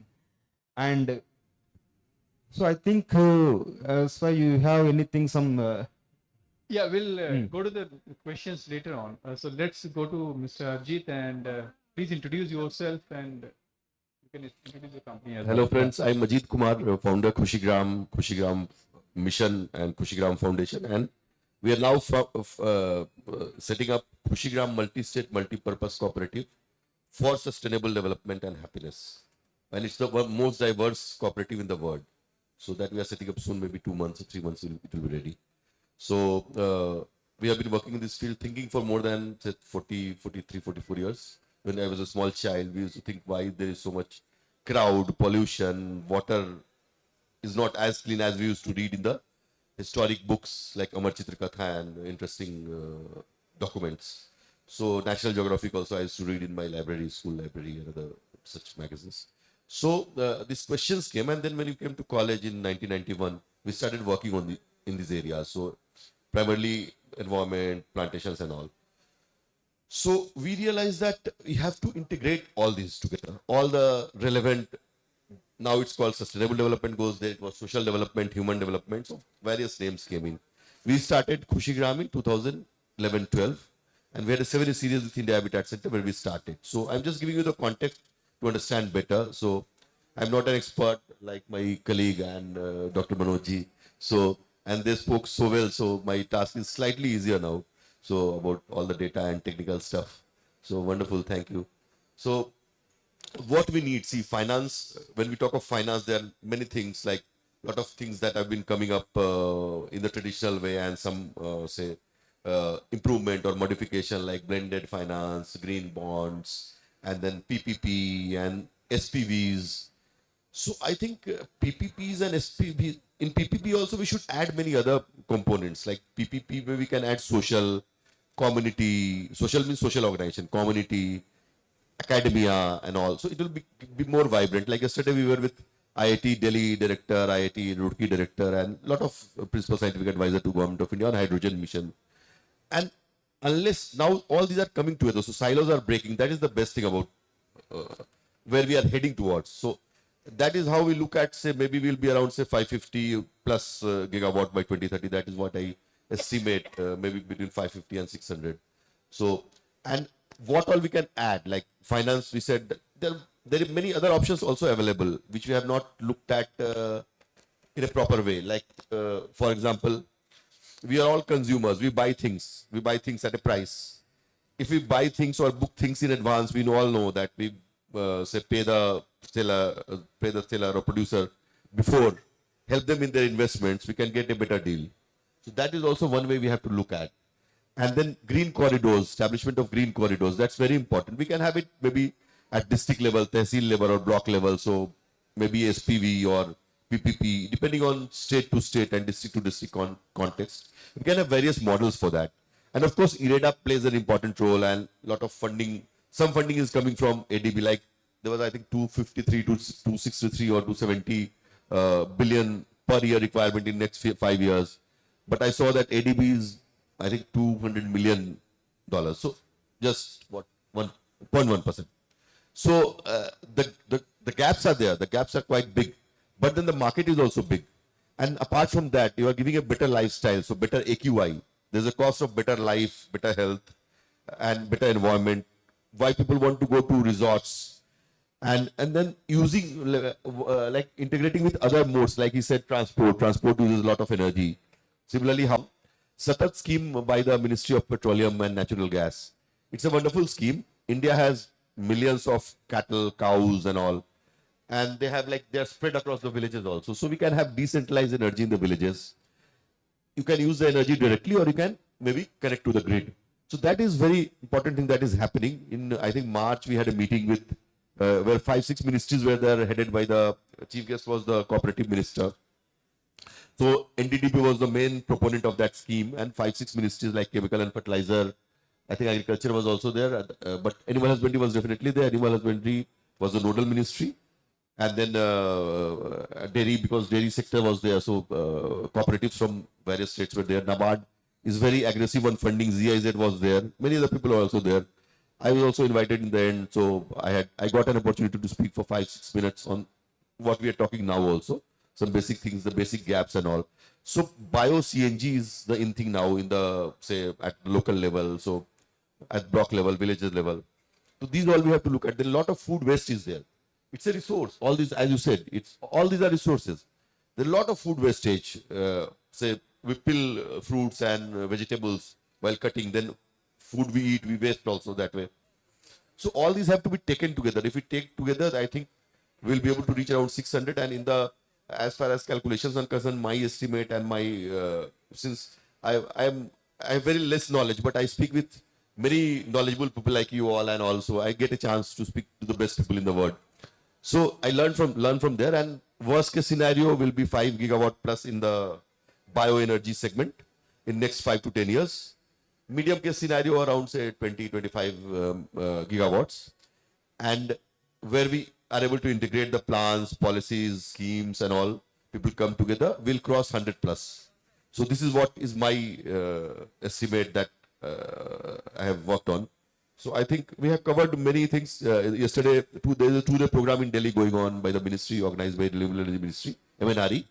So MNRE is funding a lot of green hydrogen projects, and various organizations, institutions, mainly colleges and universities, IITs and engineering colleges and universities are doing some wonderful projects. So these should be spread across the country. Like maybe in East India, North India, there are not so many organizations apart from, say, IITs and engineering colleges. But in South and West India, there are very good colleges, universities, apart from the engineering colleges also. So these R&D, along with the business people who get incubated within the university and the college, they come together and they solve the problem of the community, the needs of the community, not producing extra. Like, see, if you match the requirement with the demand and supply, it's always good. So I think this is sufficient for the first round, and we can maybe talk later. Thank you. Yeah. Thank you so much, Ajit, for bringing your prospect. So I'll come to Mr. Satish. We'd like to hear your thought on green bonds and innovative financing. So green bonds have become a mainstream tool for financing clean energy worldwide, as you know. From your perspective, how effectively are Indian renewable energy developers and investors leveraging green bonds and similar instruments? What improvement in policy or market design could further strengthen this financing channel? Well, so for achieving again 2030 500 gigawatt, India requires around $300 million per annum to maintain this 300 billion US. 300 billion dollar per annum. So now, as of now in India, the entire renewable energy industry, the investment is around $0.2 trillion. So you see, these are all very big numbers, and now the requirement is also a very big number, $300 billion required per annum. So for this, there are options like green bonds. So green bond is the mechanism mechanism developed not only for the renewable energy industry. It is for the required capacity evaluation, and the process involves in green bonding issue from the government of India under these sectors for environmental impact projects. So where climate change and climate mitigation happens. So like renewable energy is also one part of that. And again from that biomass energy, and again hydropower or pumped storage projects, wind energy. So all this comes under renewable energy, and again green hydrogen is also part of that numbers.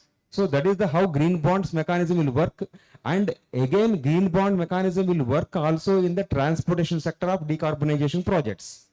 So which are more impact on the direct emissions to the environment. So these are all the mechanisms where green bonds can work, and the best part of that green bonds issuance is the investors will be guaranteed with minimum revenue generation. Minimum revenue, I mean minimum rate of interest. So it is a secured kind of thing, and it is controlled by the government and joint venture in collaboration with ADB or Asian, in any part of that NABARD or any part of that, you can say World Bank.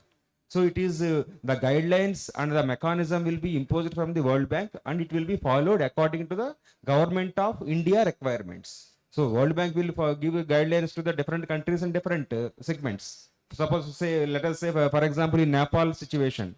So recently they issued for around $200 million for one project. Now the question mark. So how it will take it forward. So like that, the risk mitigation is very, very important factor in any kind of financing mechanism. And coming to that, the benefits are like, these are all environmental impact benefits, and a minimum guaranteed return on investment is guaranteed, and the security. The security is also utmost important for any kind of project or investors or to the developers. So this is the green bond mechanism advantage. And again coming to that innovation, banks and all will not give the loans very easily. Of course, as of now also there are some issues are there, but the change is a big change. We can see a big change. So suppose if you see the banks, scheduled banks, Government of India scheduled banks have mandatorily to invest on green energy.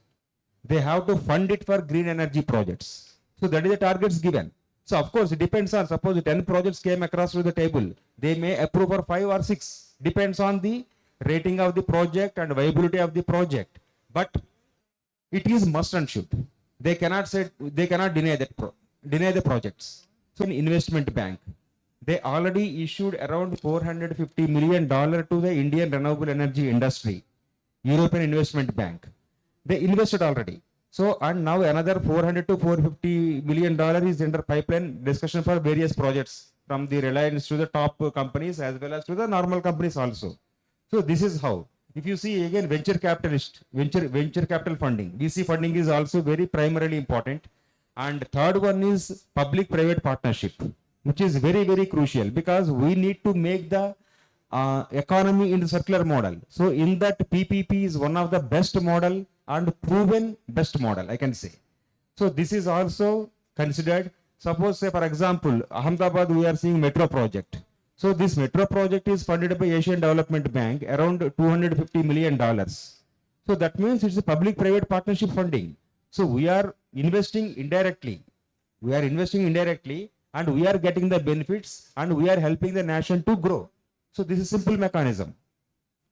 And again, what is the framework for green financing or green bonds or public-private partnership funding is the assessment of the project to be assessed and the viability of the project and ESG rating.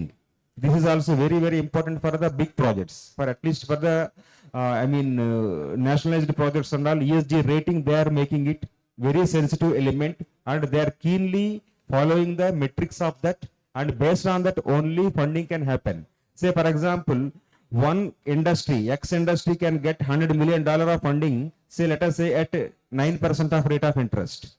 Y company get at 8.5% rate of interest. So this is the gap difference between the, project, not only in the funding project, and the gap assessment of the ESG rating of the company and company credentials also matters here.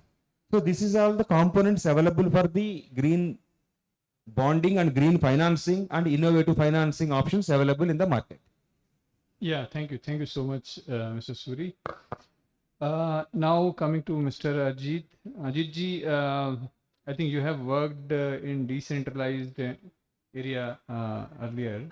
So just would like to know your views on decentralized renewable energy, which is supported by and the green energy corridors is going to play a very critical role, to develop energy access and resilience. From your perspective, what financing and policy models are needed to accelerate decentralized solutions while also ensuring strong transmission infrastructure for large-scale projects? Good. So I'll just like to add one more point. Like there are like two kind of bio-CNG plants. One is large, one is small.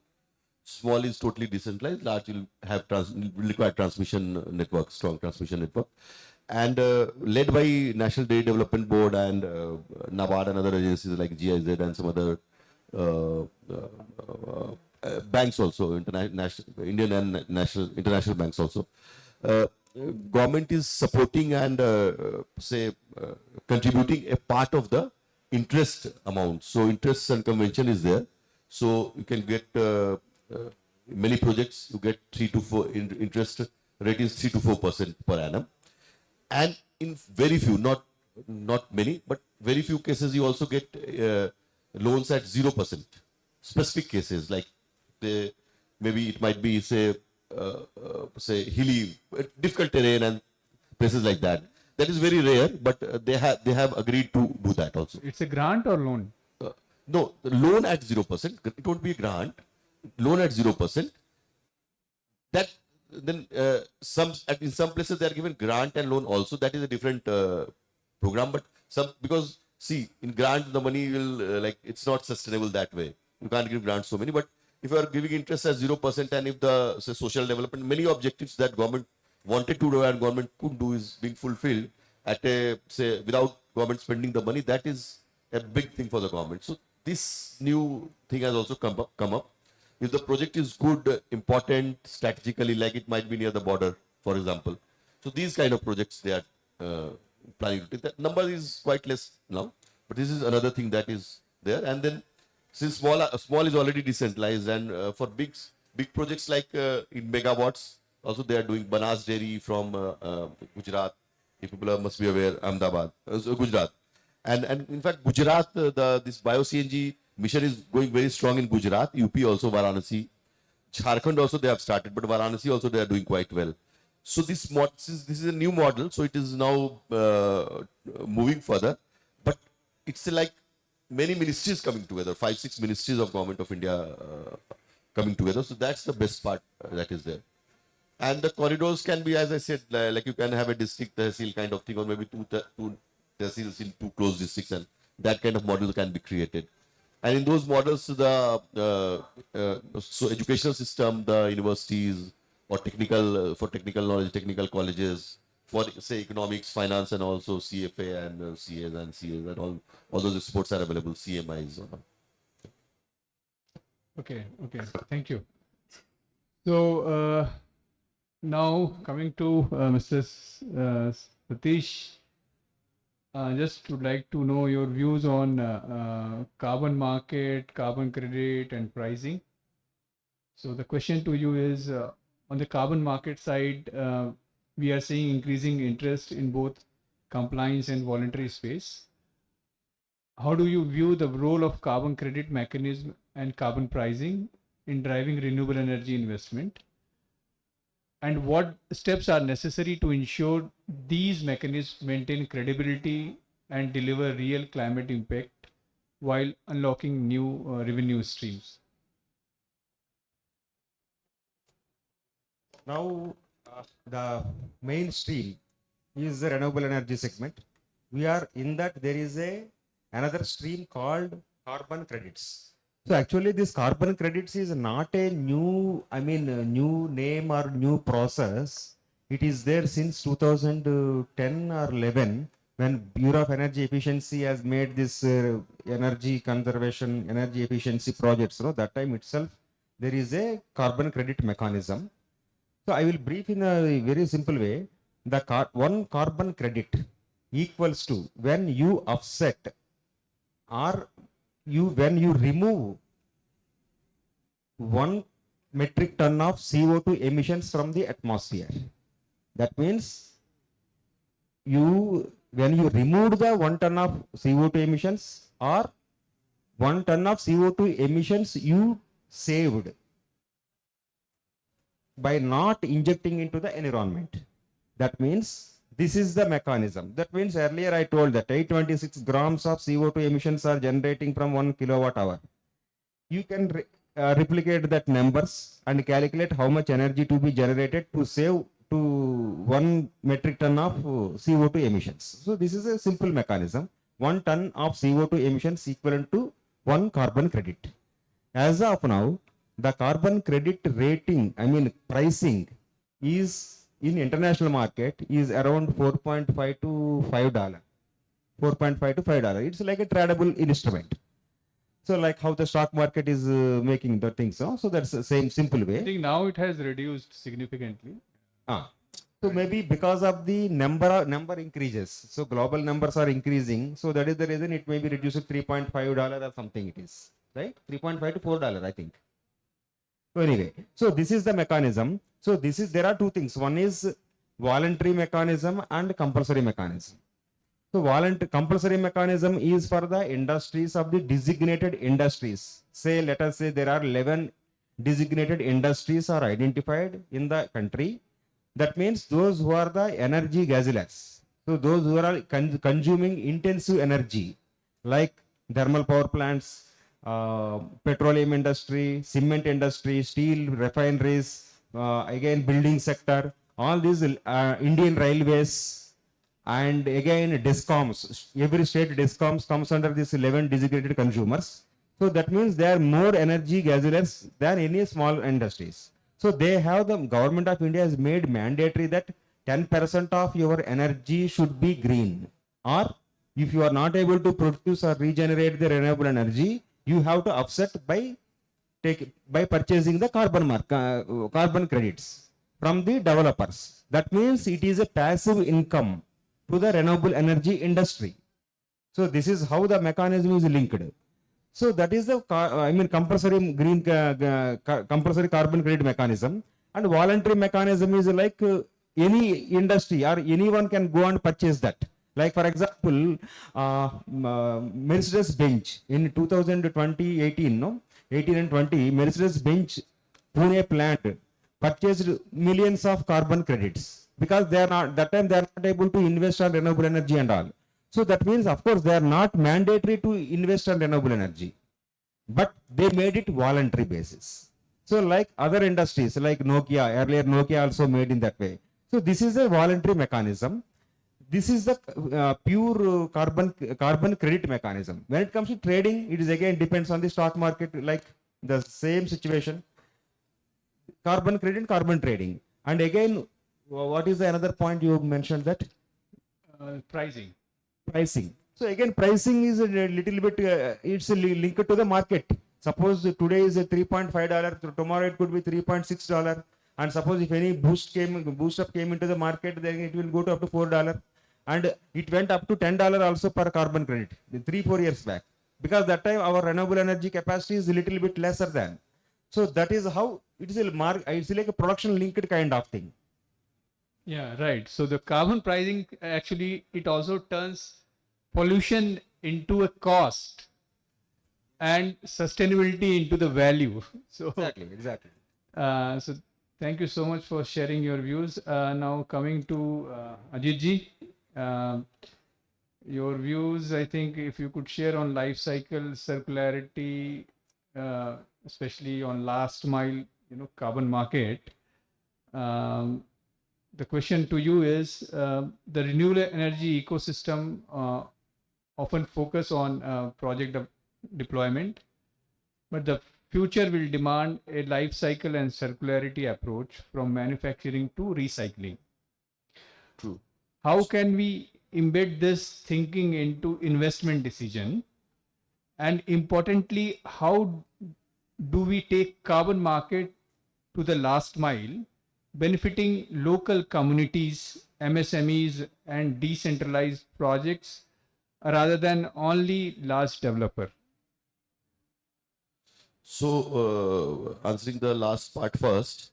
So, we have like many experts and consultants who are now working, and we met also today also, working on these projects that we were discussing earlier in the day, that they are working in different areas. So, if there is a business opportunity for them, they'll definitely work in the last mile, and that's required, and there is a business opportunity.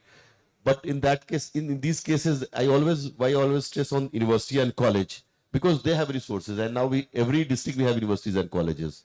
So that is there, and then the raw materials, the sustainable raw materials are very important, as I think you said about half an hour back.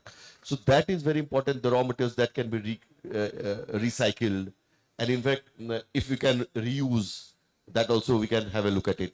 So that is important. So circularity and the kind of materials now we are using in different kinds of, say, fuels or production or whatever, solar and everything. That is there. One point I had missed I wanted to add, which is very important. Government is stressing a lot on aspirational districts and blocks. And then you talked about grants about 5-10 minutes back. So there are a lot of grants also, CSR funds also. So that is one opportunity we have to look at. 500 blocks are there in India, and more than 100 districts, I think 110 or 9 districts in India that are aspirational districts and blocks. So there also we should look at and take renewable energy there, and along with other related things like taking care of circularity and life cycle approach and all. Thank you. I think 1 or 2 questions if... Yeah. So you wanted to add something, Satish? Okay. So what we heard today is clear, like finance is not a barrier. It is the enabler. The real question is how fast we can align capital, policy and innovation to scale renewable energy and carbon market. So now we are going to close this session.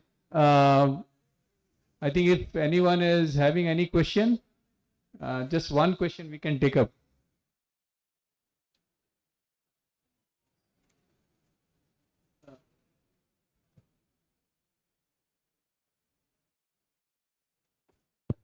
Hi, myself Kishore Prajapati. So I should discuss the instruments about the carbon market, green bonds, and so how effectively it will add more value to incentivize new technologies, like specifically renewable energy sector, like battery energy storage and system. So how it works? Okay. Okay. Just I'll answer and then you can take. So, see, your question is climate finance and green Yes, bonds and carbon market, how it's help sectors like renewable energy to grow. Okay. So basically, these are the financing instruments. Okay. So it is given if you are fulfilling, that objective for that what is, it is designed for. So, for example, carbon credit, it is designed if you are mitigating or offsetting, carbon dioxide, which may go to, atmosphere. If you are mitigating that, so for that, this incentive will be given. Okay. So it's a very good question, by the way. So various, mechanisms are there. Technology solutions are there. Nature-based solutions are there, which can reduce and remove CO2 emissions.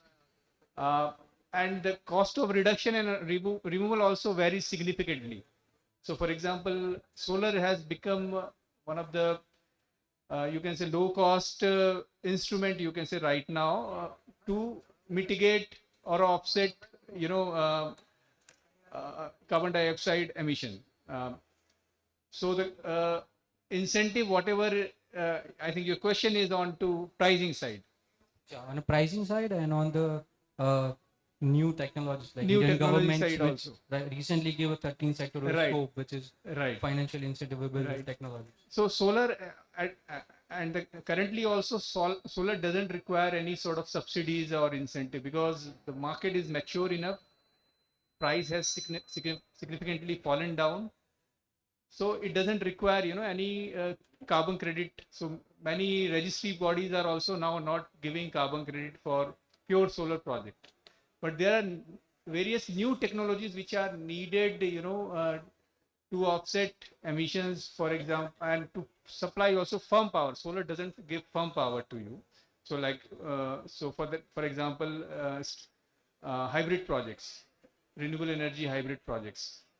So those projects cost are very high right now. And for that, there should be some incentive. So carbon credit actually is now actually allowed for those projects if you are developing hybrid projects and all. Hello, hello.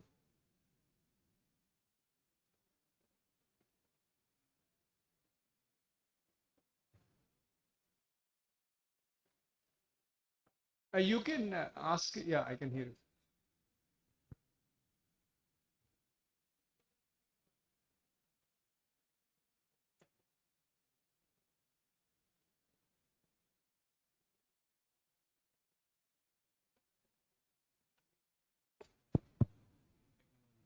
Like we have Article 614 and 2, how this market will incentivize this technologies? Yeah, so battery storage is a part of hybrid only. So as I mentioned, so and the battery is expensive right now.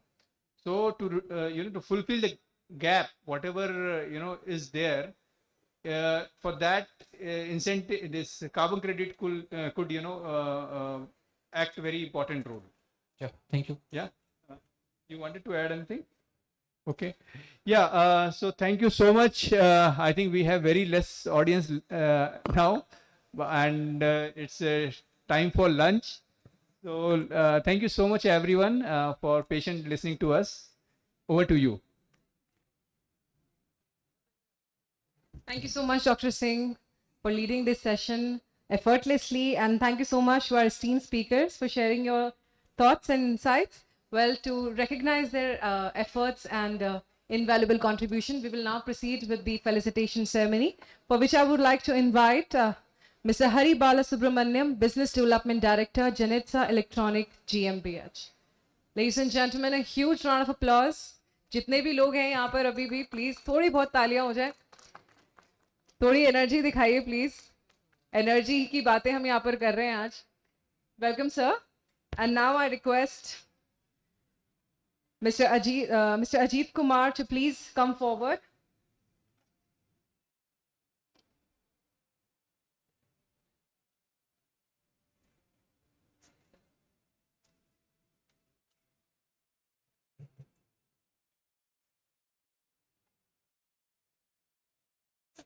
Now I welcome Mr. Satish Suri ji to please come forward to receive this memento.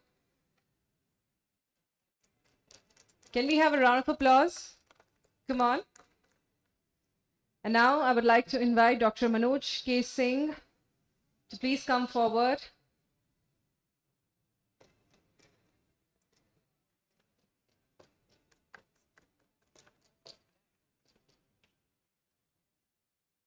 And now I request the entire panel to please come forward all together for a group photograph.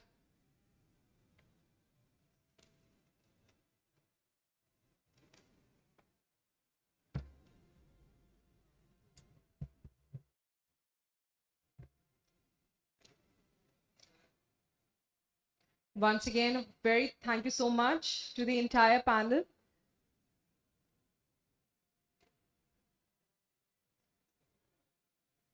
And thank you so much, Mr. Subramaniam, for helping us through the felicitation. And now, ladies and gentlemen, we will now take a break for lunch. Use this opportunity to connect with each other and share some ideas and have a delightful lunch. And we will see you back at 2:30 p.m. Because up next we have a presentation, a corporate presentation by Ms. Shivani Thakur, followed by a session discussing advancement in solar PV technology, breakthrough in module efficiency, storage and integration. Well, thank you so much, ladies and gentlemen, for being so patient while the sessions, and we'll see you back by 2:30 p.m. Thank you so much once again.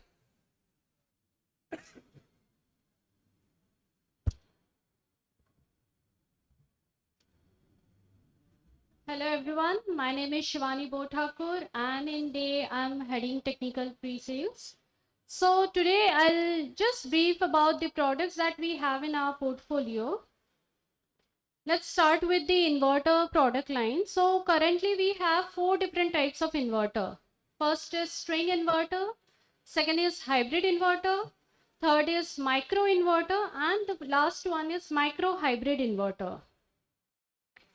String inverters is available in single phase and in 3-phase. So currently single phase string inverters we have from 1.5 kilowatt up to 6.2 kilowatt, and 3-phase string inverter starts from 5 kilowatt up to 136 kilowatt. So we can connect all inverters in parallel to achieve higher capacity. So all these string inverters have high DC input current, which means that all module technology, it may be polycrystalline, monocrystalline, CDT, TOPCon or bifacial modules, all can be connected to our system. These systems, these inverters, all are transformer-less inverters. Also, we have one feature, that is frequency droop control algorithm in our inverters.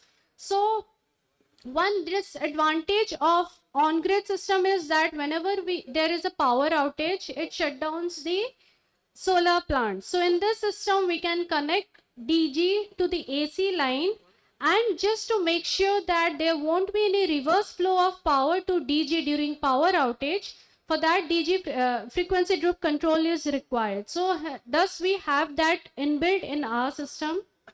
Along with this, we also have zero export function. Next product that we have is hybrid inverter. Hybrid inverter currently we have in 2 different variants. One is low voltage hybrid inverter, another one is high voltage hybrid inverter. Low voltage and high voltage is nothing but the battery voltage. So low voltage allows us to connect lead acid and lithium batteries, while the high voltage one connects the only lithium batteries.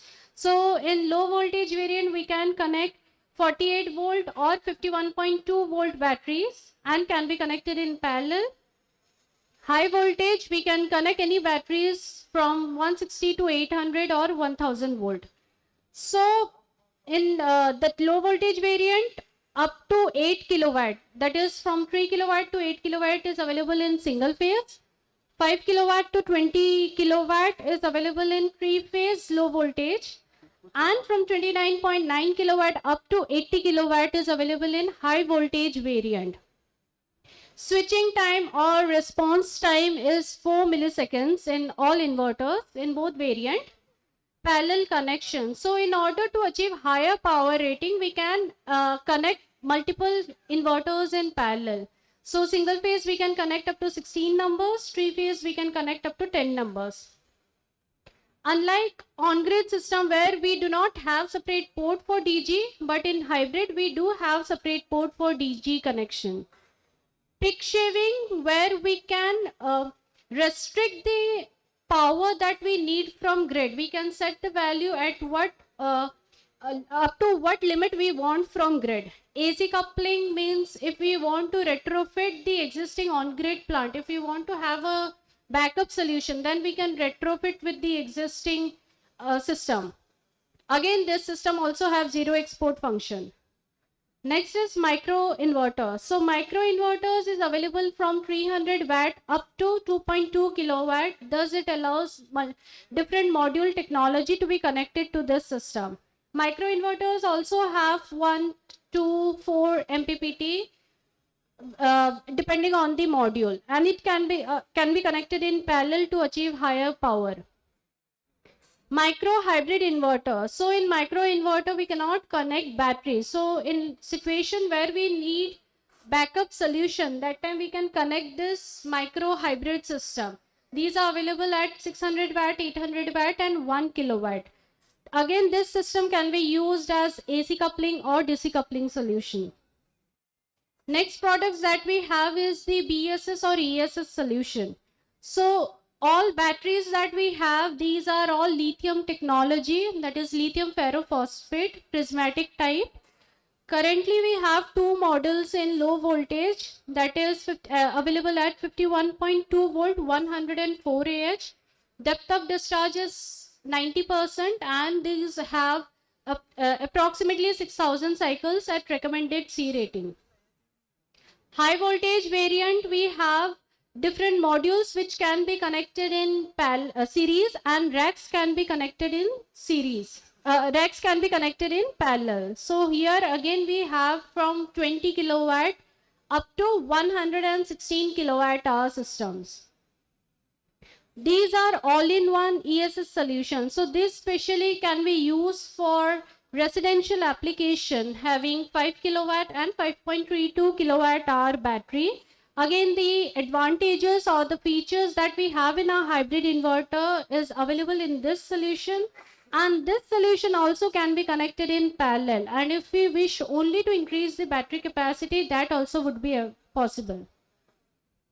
This particular solution is for CNI segment, where we can have a battery of 60 kilowatt hour or 120 kilowatt hour, and the inverter capacity ranging from 30, 40, 50, 80 kilowatt hour, and the maximum number of backup that we need. So this again have features that we have in our hybrid inverter, and also this can be again connected in parallel.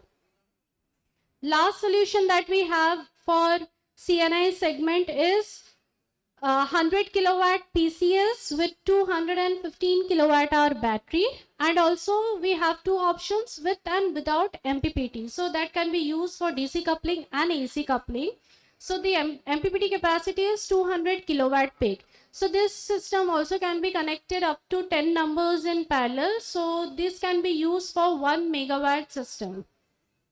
Thank you.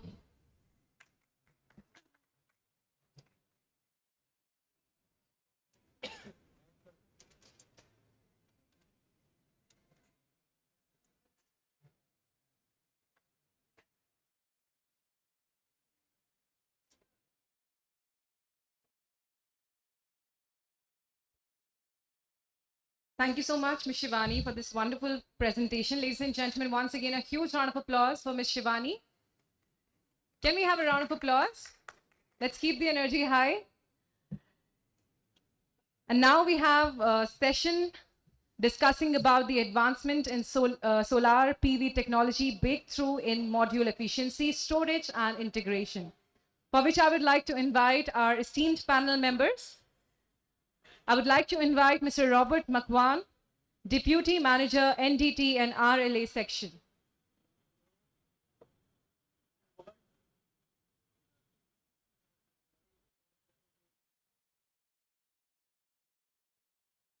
I would like to welcome Dr. Unmesh Jagtap, CEO, Sunshine Engineering and Infra LLP. Dr. Harsh V. Sethi, CEO and founder, Trinano Technologies Private Limited. Mr. Kaushik Chitalia, founder and MD, Assault Solutions Private Limited. Dr. Mihir Vaswada, Associate Professor in Electrical Engineering, LD College of Engineering. And Mr. Jignesh Borisagar, R&D Engineer, Gujarat Research and Development Cell, Gujarat. And now I would like to invite our moderator for this session, Mr. Anil Gupta, Managing Director, B Solar Consultant and Engineering Private Limited.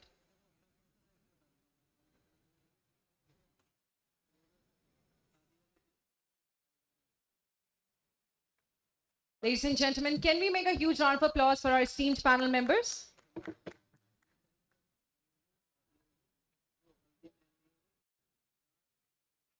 Now I request Mr. Anil Gupta to lead the session for all of us.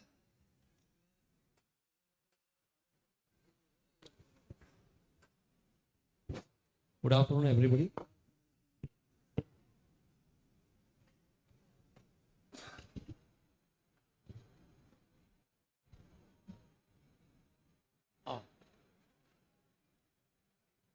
As such, I will like to introduce every panelist first. So I am passing my phone to Jignesh Borisaji. Introduction.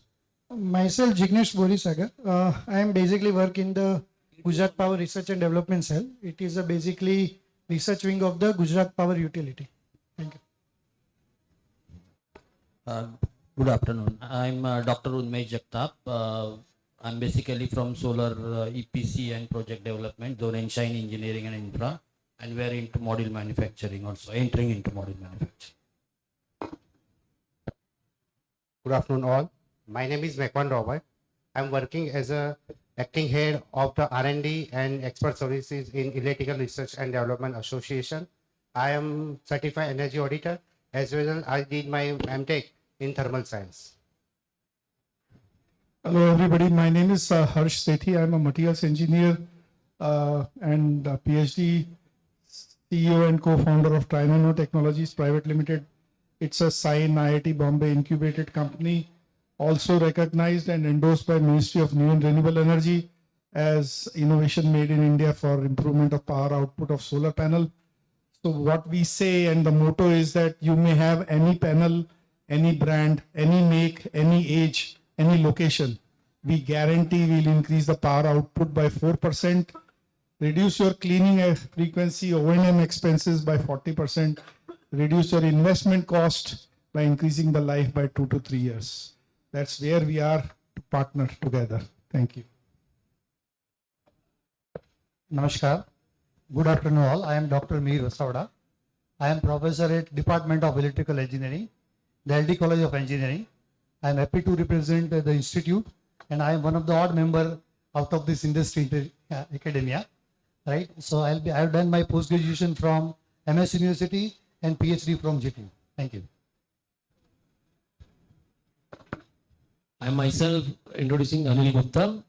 I am a solar EPC. We are doing industrial, commercial, and all solar products since 9 years. So today our session is advancement of solar PV technology breakthrough in module efficiency, storage, and the integration. All the 3 points are very important, as we know that in solar the panels are the heart of that, and the storage and integration is new version that we are now the need of the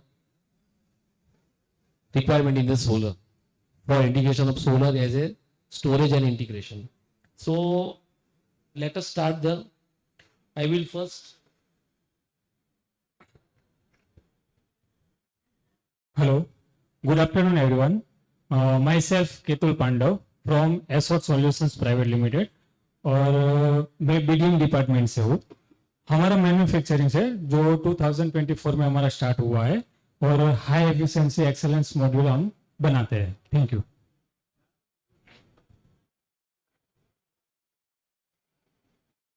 So our first question is, what is the different technologies of solar panel and their efficiency? I think so.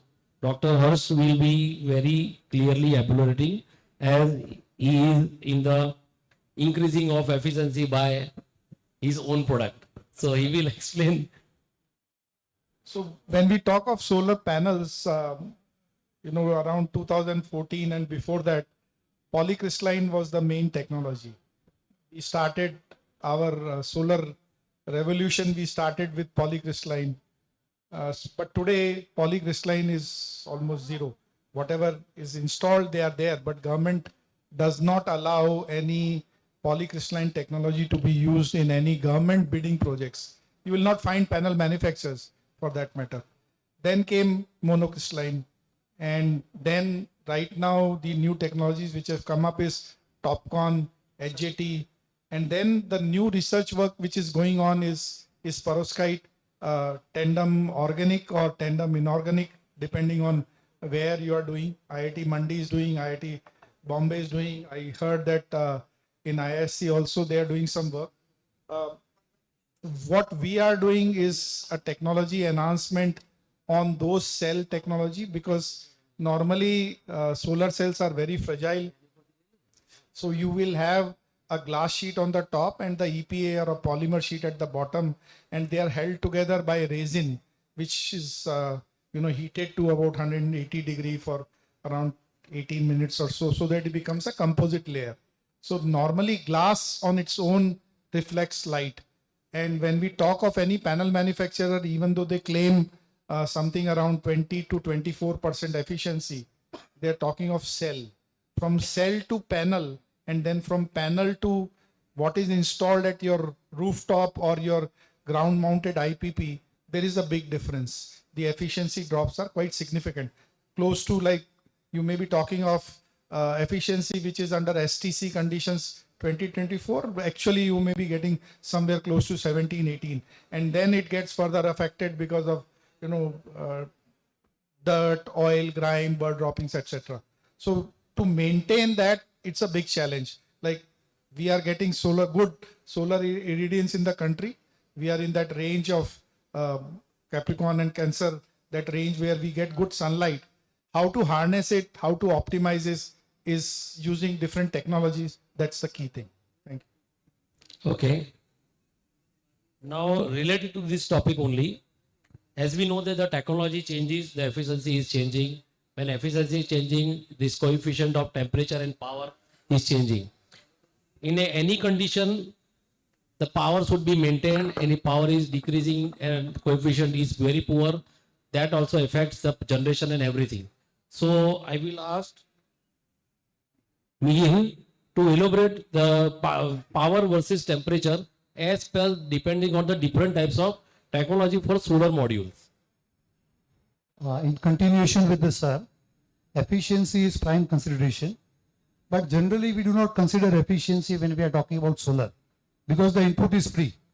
The fuel, we are not supposed to pay anything, right? So generally, if we ask anyone, those who are in the business also, then they could not tell what is the efficiency. As sir has mentioned, the perovskite cells, tandem cells. So the laboratory efficiency, you might have wonder, it has been achieved around 36%, right, in India itself. And another technology is multi-junction solar cell, in which there are more than one junction is there. And MNRE Department of US, in 6-junction solar cell, they have achieved 47% efficiency. So why it is matter with reference to this technology of power and temperature? So India is one of the few countries कि यहाँ क्या है, हमें weather देखना नहीं पड़ता है. I am telling to our students many times that we are lucky that we are not supposed to check weather before rooming our home. So that is the advantage. Out of 12 months, we have 8 to 10 months of enough solar sunlight, enough radiation.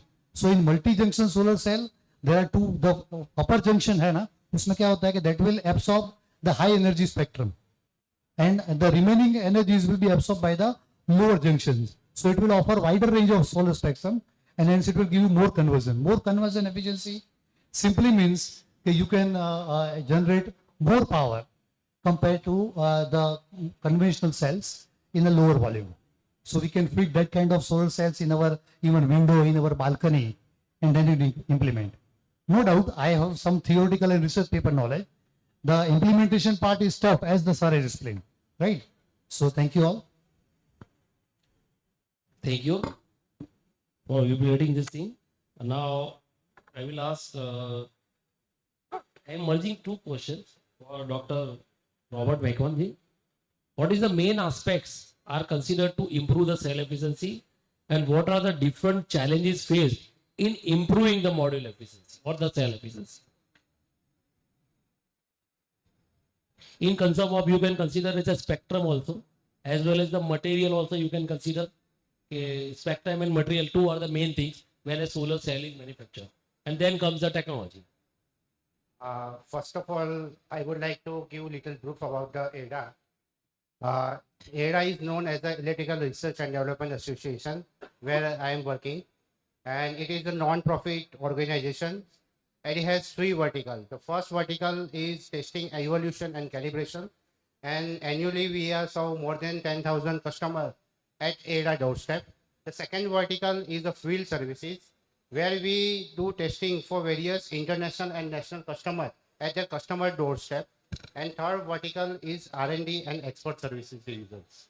So as the name suggests, it has two parts. The first part is R&D, which is dealing with the advancement of materials, e-vehicle or battery storage capacity, and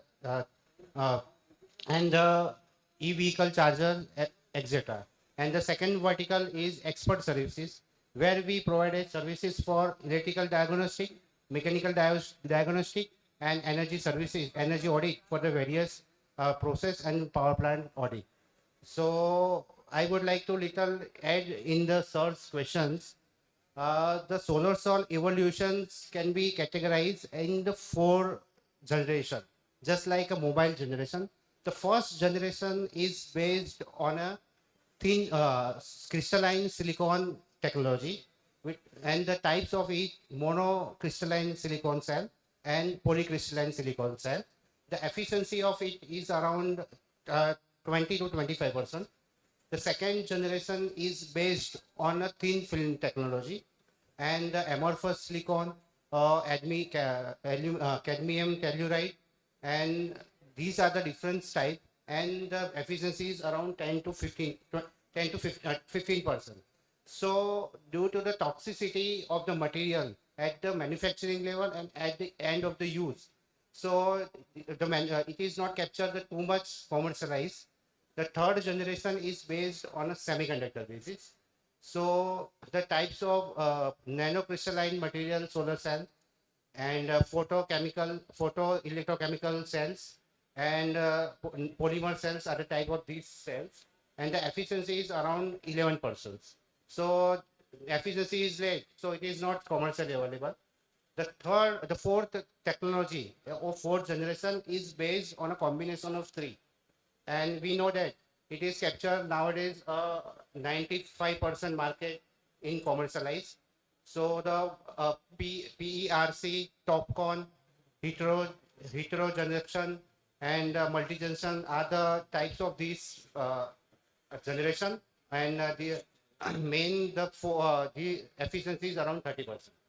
So looking towards this aspect, so if the output of the power is depend upon the sunlight, so on that basis, the condition assessment and the performance analysis of the solar panel is very important.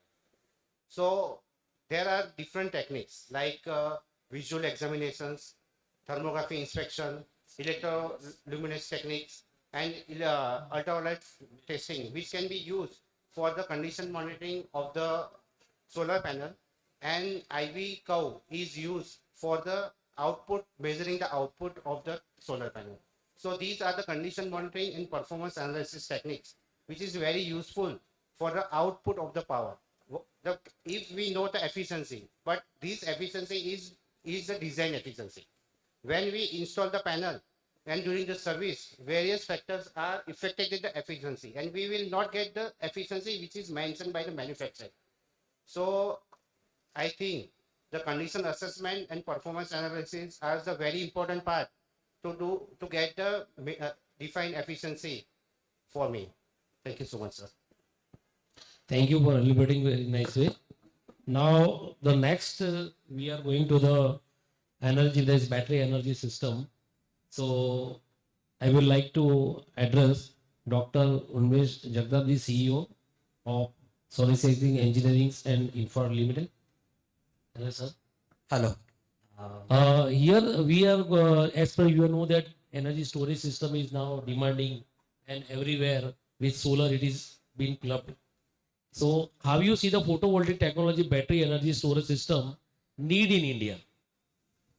Okay.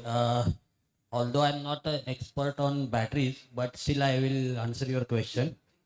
The need is certainly there because now the basic solar generation is at daytime, and the policies are changing. Now TODs TOD regulations are there. You have to use solar generation in solar hours only. There are rebates in solar hours by the DISCOM in Maharashtra, which is removing the basic incentives of going solar. So the need to store is definitely going to be there. Now battery technologies are evolving. Certainly photovoltaic technologies are evolving. More efficient panels are coming. So to utilize the power generated during off solar hours, we need battery storage. Now smart management or smart grid concepts are coming, where very big industries are setting microgrids in their premises, where they are integrating a lot of technologies, like the battery storage is one of them. They are exporting to grid. They are taking from wind. They are using their diesel gensets and from grid also. So there, the best optimization of all resources they are using smartly. So there the battery storage plays a key part in the overall energy management, because solar is now become one part of energy management. It's a part of sustainability. Because it's in daytime. Yeah. We are generating solar in daytime. Yeah. So and the grid is also having very much constraint. Right. Because in thermal power station, if you see, there is a big rotor. The rotor itself has a inertia. In solar, there is no inertia. So the combination of these two is also one of the challenge. Yes. And apart, like battery storage has their own disadvantage, cost, initial cost, replacements and all those things. Better way of storing energy is heat storage, which goes into concentrated solar or solar thermal. But the irony is the initial cost and maintenance cost is high. So naturally the storage is shifting to smart battery storage systems. And that is going to be future, because the production scales are increasing, the costs are coming down. Cost is very important. Yeah, cost is coming down. In battery energy also. Yeah. Battery life is also important. Yeah, battery life is definitely A important. lot to be done in the battery life. Life and cost. Yes. Now, from the DISCOM, the expert from R&D section, Dikish Boridaji. So I will ask this related to the question only. Can we mitigate the challenge power fluctuation due to the environmental condition using battery energy storage system? When battery energy storage system is integrated to the grid, what are the challenges and what benefit we are getting by integrating this solar with battery? Actually, in part of the utility, we say what is our load requirement. First of the industry misunderstanding of the what is our requirement of the load. Yes. Like if you consider in India point of view, so around 250 gigawatt is our requirement. In Gujarat point of view, 25 gigawatt is our requirement. But when we show about the installation capacity of the solar, nowadays what is claimed by the government, that is around 20 gigawatt only for the Gujarat. So out of 25 gigawatt, we have the 20 gigawatt. And for the India is more than 100 gigawatt declared by the MNRE now. So it is a major challenges because 2013 तक अभी वो it considered as a 500 gigawatt generation करना है. So it is utility is not able to the maintain the frequency 50 Hz also when the generation is higher compared to the load. So before 2013 we need to the identify the which kind of the load we need to the requirement. Otherwise, second question is given by the sir also. Okay, it is required the battery energy storage system because we have the now issue is the solar generation is peak demand is around the 7 to 7. So after 7 to 7 what we do? So it is a must needed. The storage system is needed. But what kind of the storage system needed? It is also question. Like people are thinking go for the lithium-ion storage, battery storage. But when we go for the check the C rate and all the things, it is hardly 2 hours and 2.5 hours. Maybe before 3 hours, it is will be discharged. So you need to the multiple stack need to the for maintain the 12-hour power supply in the grid. So एक major drawback आएगा जैसे कि Australia में भी blackout हुआ अभी recently Spain, Europe also faces the blackout due to the RE integration. So if you want to the manage, if you are not focusing on the that kind of the point और not क्या बोलते grid को आप उस तरह से modify नहीं करोगे because earlier current flow in one direction. Okay, generation से consumer तक जाता था. Now it is multiple source is incorporated in the grid. So not only solar, like is now hydrokinetic is coming, tidal is coming, small wind also is starting. JEDA is now tendering 100 kilowatt. GPRD already do the 10 kilowatt small wind grid connected. And nowadays it with government policy also launched about the small windmill. So it will be terrified कि grid कैसे manage होगा. If we not take the any kind of the precaution, like reactor bank से लेके battery energy storage से लेके earlier we discussed about the storage system at solar farm only. Now need to the at distribution transformer level also, consumer level also. Yeah, if you consider the Gujarat, so Gujarat have more than 1,000 transformer which have the overload issues. So it is a larger come after the some of days this issue is raised.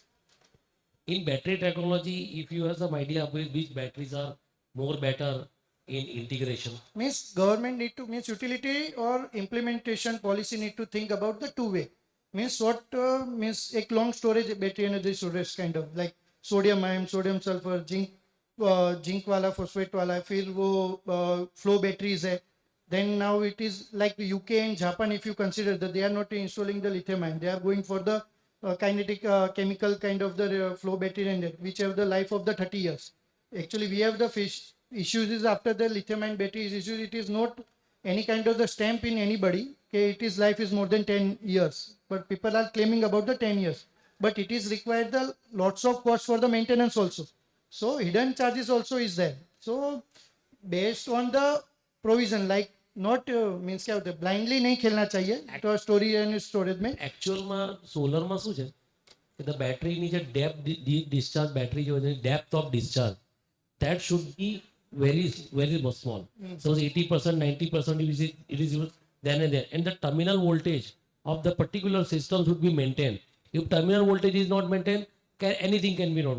So in lithium ion it is found that is good. In another also the research are moving on and further the cost is very implicated for this. So all factors are to be considered. And because of that lithium ion has more like at this stage. Later on everything will be happened. But when we go for the like solar in Gujarat, 12 years ago, जब चारण का वो सब launch किया था तो rate is given by the 15 rupees. But we when go to the research is always cost. Yes, okay. Definitely. But what is means thinkable point is what we need actually. That kind of the technology we need to the implement in the grid. Okay. Otherwise, what will happen? The mishap happen means हो जाएगा. So we are doing the 8 or 9 projects is also in crores of rupees for क्योंकि अभी तक issue is raised in the Gujarat only because Gujarat is the higher renewable energy in grid. Okay, so after 5 to 6 years, the all other states are also facing that kind of the problem. Regarding storage, I would like to add one point which I go through the literature. There is a concept of virtual storage. That is when you have enough of solar energy generated, then you can preheat or pre-cool a building or area, something like this. So when it will be in use and solar is not available or less amount of availability is there, then you can consume the actual energy less amount. So this concept is already started picking up in the European countries. That is virtual storage. Thank you. Now, the last question that I want to Ketul bhai, that in there you are in solar manufacturing. No? So, which are the emerging technologies in the pipeline after TOPCon? You know that poly came, then after mono came, then PERC, then after bifacial panels, then TOPCon, then after back contact. Now, after these two, now only these two technology which are in pipeline after TOPCon. Can you explain on this or giving a highlight on that? I am from BDM department. हमारा manufacturing जो उससे भी better है, और जो CUF ground mount utility में जो हम यूज करते हैं तो CUF जो मेंटेन करना रहता है एज पर गवर्नमेंट पॉलिसी, तो समथिंग 22 से 25 तक मेंटेन रहता है. तो basically I am from BDM department, तो मैं ज़्यादा नहीं कहूँगा मटेरियल के लिए. Thank you. The new technology that are coming are fossilized solar cells and the tandem solar cell, which are, you might knowing that LONGi has achieved the 33 to 34% efficiency. But at present, the commercial viability as well as the manufacturing are in pipeline. It will take some time for that. Now, before concluding the session, I would like to give more clarity on the types of new technologies. Like you were saying, there was a fast changeover from poly to mono, then PERC, then mono to TOPCon. We are seeing like poly to mono took some years, but mono to TOPCon is very fast. And now there will be another disruption with Reliance coming at the HJT solar modules plant with a vast and mega capacity. Now HJTs are being used in European countries, but now they are also shifting to back contact solar.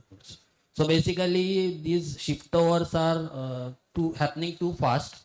Challenge is for module manufacturers, because now TOPCon and HJT lines are somehow compatible. You can get the compatibility, but back contact will be again a different technology and different capex. So for India, I think that TOPCon and HJT will stay for some time. Back contact will take time, at least for manufacturing. And now manufacturing is being mandatory. These two technologies should stabilize. Rest, there are many technologies which claims to be like perovskite and tandem cells 40%, 30%, but it will take time because we need to test the durability, strength, another problems which comes into lifespan of 30 years, because we need to have some evaluation of the lifespan. The project life has to be 30 years or minimum. So that is something more on the new technologies. Thank you. but in India, what is happening is our temperature is very high. So the temperature and power that has to be for other European countries, their temperature is moderate. We are going 40, 45 degrees. In that, we are facing that also with the technology challenges. Yeah, the temperature coefficients are also improving, but yeah, that is the challenge, especially in desert areas like Kutch and all those areas. Now, before concluding the session, if anybody from the audience want to ask any question to any panelist, then it is open for anyone. So before I conclude, please.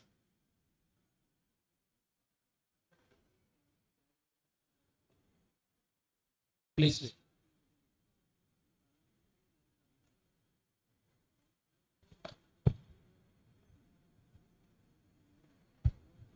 Hello everyone. Myself Sanjay Prajapat, Deputy Engineer, GPRD Cells. My question is, sir, आपको ही है Gupta sir. Regarding when we are integrating so much of renewables in our grid, there may be a lot of chances of grid stability, chances of voltage rising and unbalancing of voltage. How can we mitigate this type of problems? Because when renewable, so much types of renewables are integrated in grid, there will be a problem of over voltage at consumer side.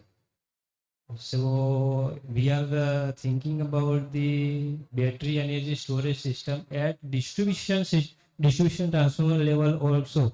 But is there it is okay or somewhere yes, SSR utility level, grid level battery energy storage is impactful? Please. Now, battery energy system doesn't have anything related with that. Now what happens? It is a backup. It is a power that you are converting by help of the converter. When it is converted, output is having unity power factor. So if you consider the reactive and the active power is not there. Only active power is there. So what is to be done? Temperature is, that is the voltage is going to be increased.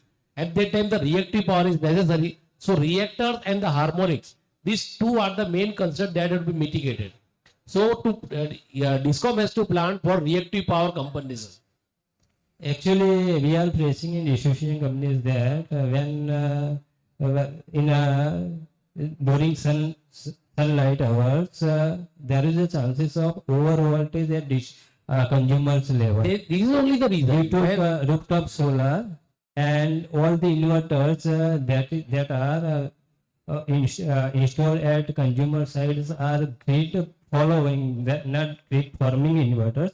So that all inverters inject only active power in the grid. The same thing, 1 minute, the same thing happens when there is triggering.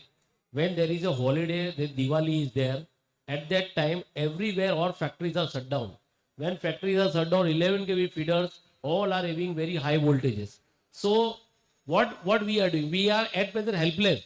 DISCOM is also helpless that they does not have any compensation because reactive power. If we want to add at reactive power, then it is okay. Then we can add the capacitor banks are there.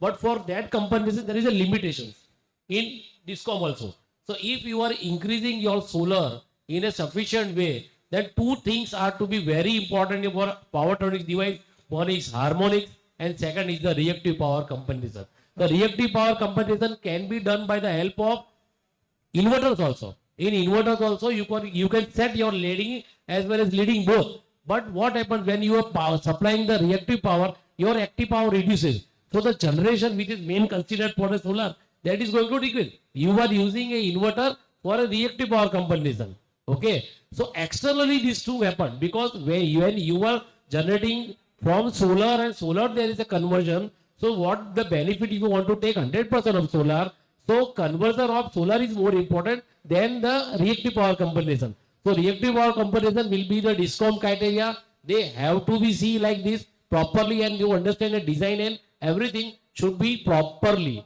So it is your address from DISCOM side. Or not DISCOM, I think so only for Gujarat, everywhere, wherever the grid stability is needed, this is needed. So we have to move on for the solar grid forming inverters. We have to move. Yeah, definitely. We have to think over that.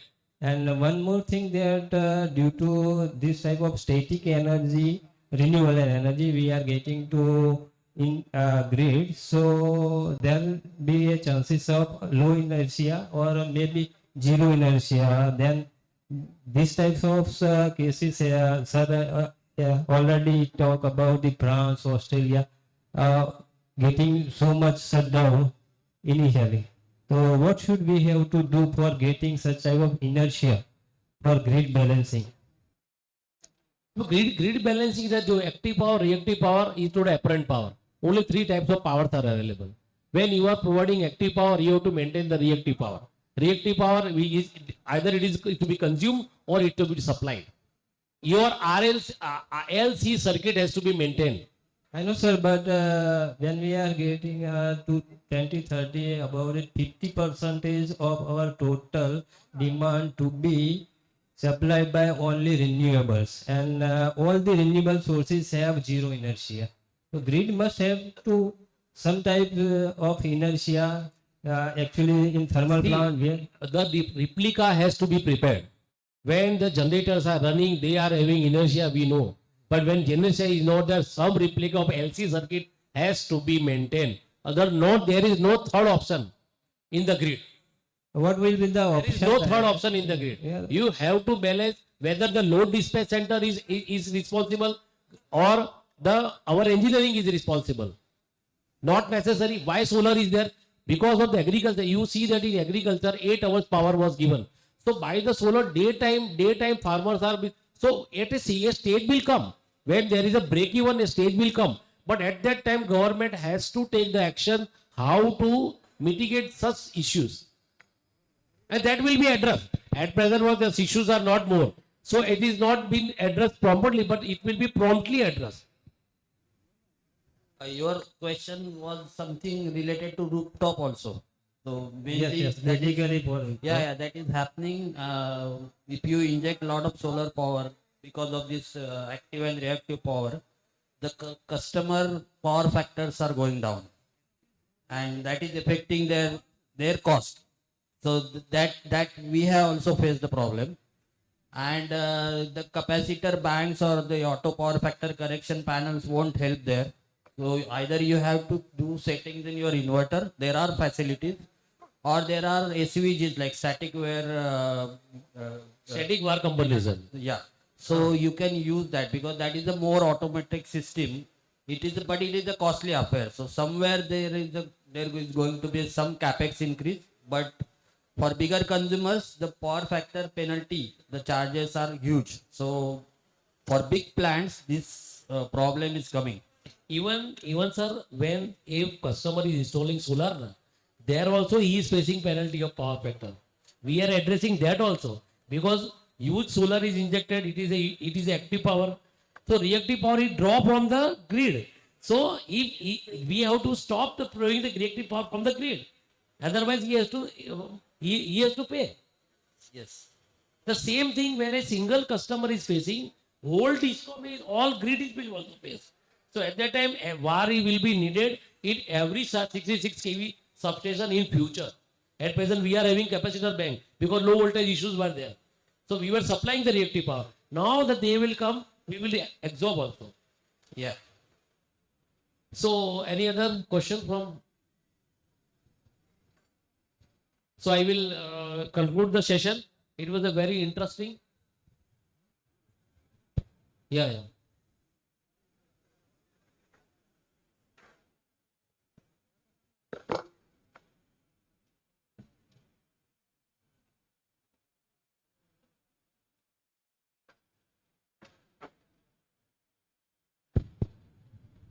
Hello everyone.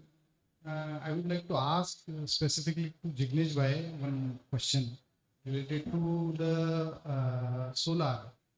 It's like, is there any policy that a small scale consumer like 3 kilowatt, 5 kilowatt, 10 kilowatt consumer can have an hybrid renewable generation system? Like he can install simultaneously a solar and wind power also. So that the currently discoms are going on the policies that only in generation hours the electricity generated by solar is being compensated by discoms, and in the night hours they are charging to the consumers on a higher side. It's specifically happening in Maharashtra. So if someone wants to go with wind also, so in non-generation hours of solar he may generate a power and which can be compensated for him for lifetime. Yes, actually, that is what the compulsory needed first the hybrid inverter. Okay, so government is already means we do the pilot project in the Koba means 5-6 consumer okay, for the checking what kind of the grid reaction of in our grid after the hybrid inverter system is developed. Like, but we go for the solar generation and battery energy storage. So 5 kilowatt system we install it for the identify the what kind of the precaution in future we needed to the take care. Second, we have just recently installed the small windmill, okay, in the on-grid, because in everywhere in India, it is off-grid installation of the small wind, means 2 kilowatt, 1 kilowatt, 3 kilowatt. So we are use of the means in solar, our grid and the small windmill. So combination of the three also we tried. So maybe after the 6 or 7 months of the study period, the Gujarat is able to give the guideline for this allowance of it. Okay, because it needed, जैसे कि यहाँ पे जो SG sir ने भी बोला और इन्होंने भी बोला कि we are not thinking at in India level कि we are first facing the problem then we are reacting.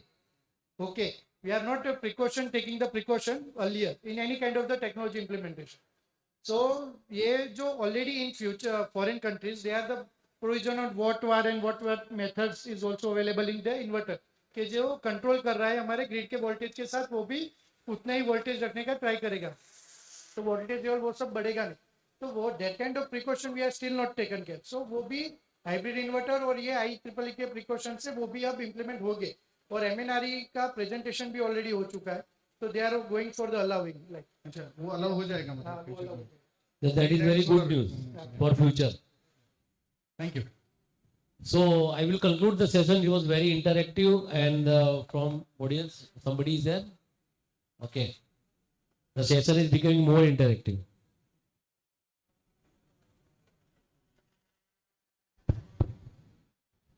Hello.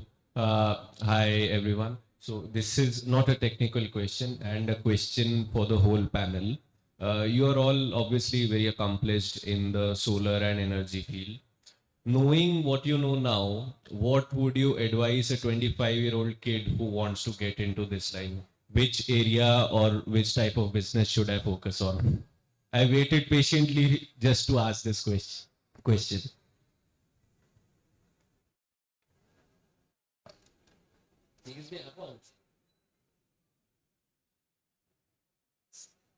Say it depends upon your interest, but still any renewable field will do. And other than this, if you would like to have a career in EV, then also it will be promising.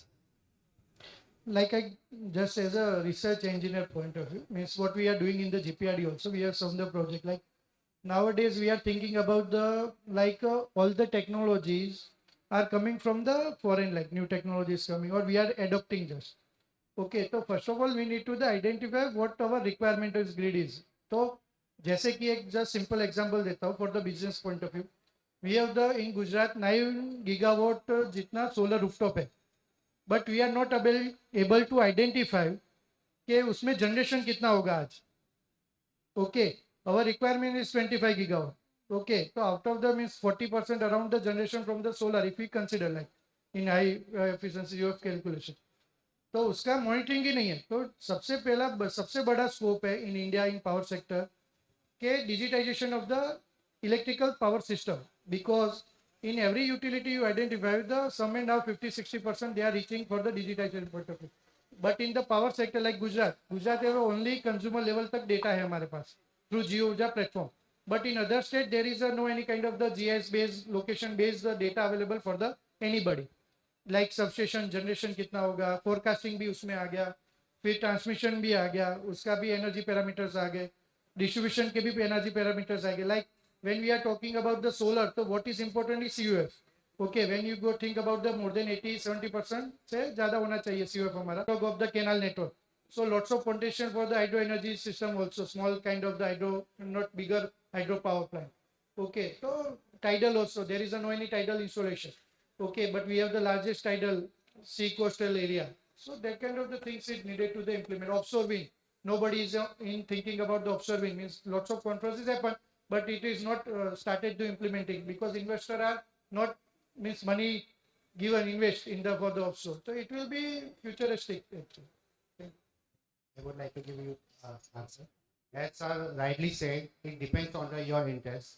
But I will suggest you, if you are engineer and you want to build your career in testing field, so you can do the testing and condition monitoring and performance evaluations. Because in this way you can go depth in the solar panel. Like you have to gain knowledge for the sale from manufacturing level to end user.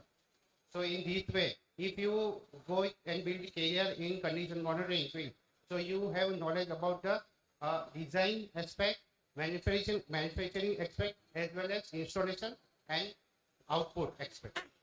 Thank you. What if I am a CA, sir? I'm actually a CA.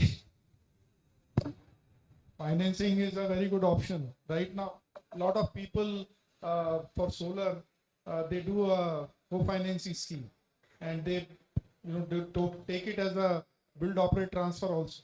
So that's one of the options. As a CA, you can do it. Because financing would be a good point, I believe. We are all technocrats here.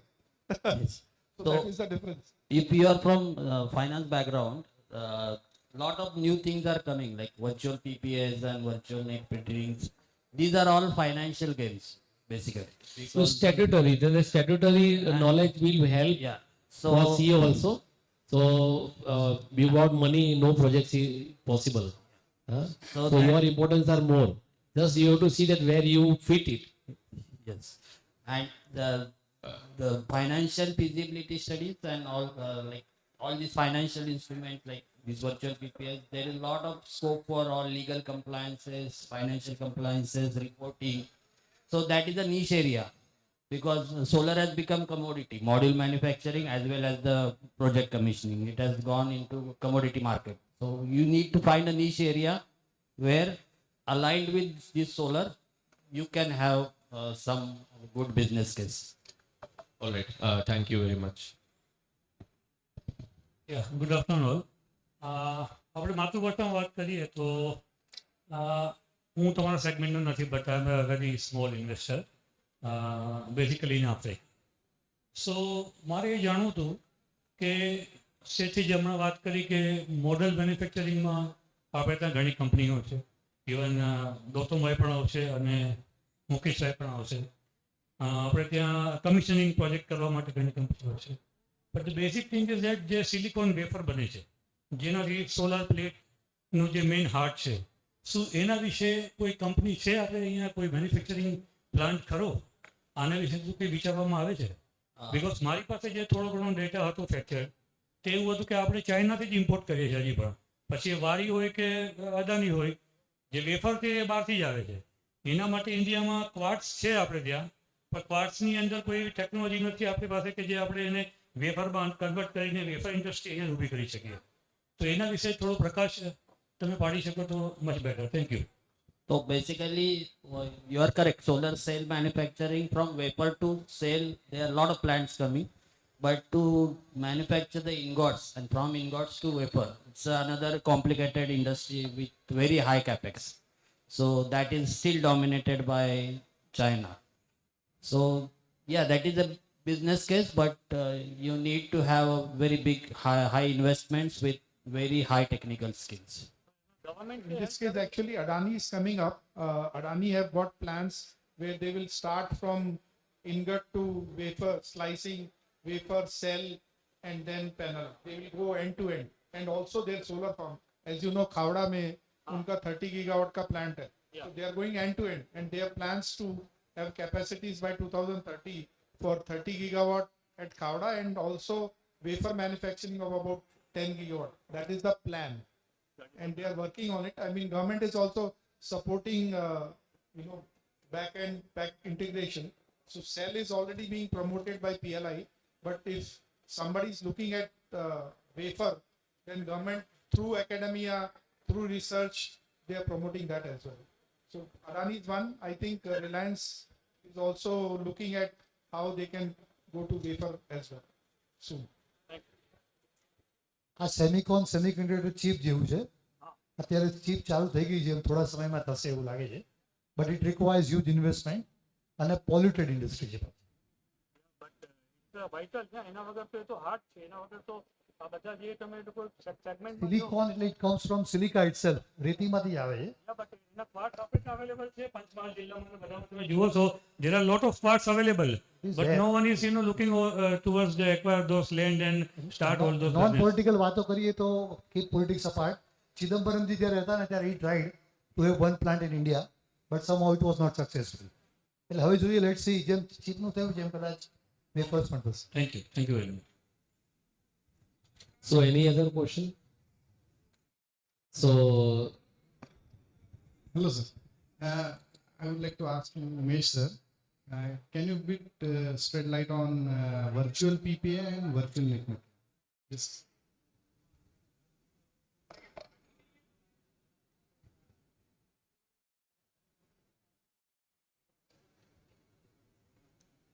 So virtual net metering is where suppose you don't have space to install net meter or solar panels, then you can use another solar plant. So you can share the power generated at another location. So that is virtual net metering. And virtual PPAs are like, it's a kind of trading or hedging, power hedging. So for bigger players, you can purchase the RECs or renewable energy benefits and get some financial benefits where somebody else is investing or you are investing part, but the plant physically is not owned by you or not built by you. So these are two new financial instruments are coming. Now virtual net metering, apart from virtual net metering, group net metering is also there, but that is, at least in Maharashtra, the MERC has given that policy, but that is not been implemented by MSEDCL. So virtual net metering is slowly coming. You may have seen some ads like you can purchase at reduced rate where somebody else is investing and you just pay some amount and get power compensated at lower rates. So that concept is also coming now.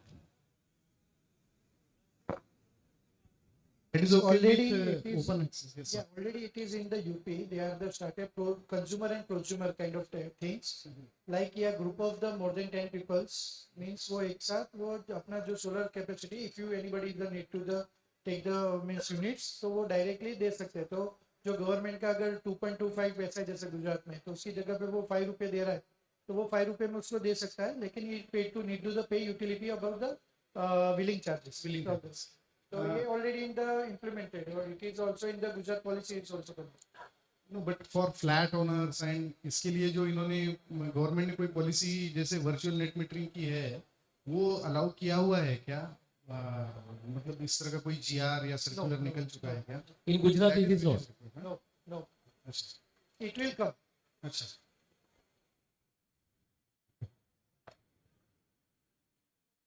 Any more questions? So we are concluding the session. The session was very interactive and many points were discussed by the audience. We are happy to say like this. So all have properly elaborated every topic, and so thanks to everybody for coming. Thank you so much, Mr. Gupta, and a heartfelt thanks to our esteemed panel members for this wonderful, wonderful session. Ladies and gentlemen, can we make a round of applause for this wonderful discussions? And now, to honor their valuable contributions, we would now like to proceed with the felicitation ceremony, for which I would like to invite Dr. Manoj K. Singh, founder and CEO, Net Zero Think Private Limited. Ladies and gentlemen, a huge round of applause. Can we make a round of applause? Come on. I request Mr. Robert McQuan, Deputy Manager, NDT and RLA section, to please come forward.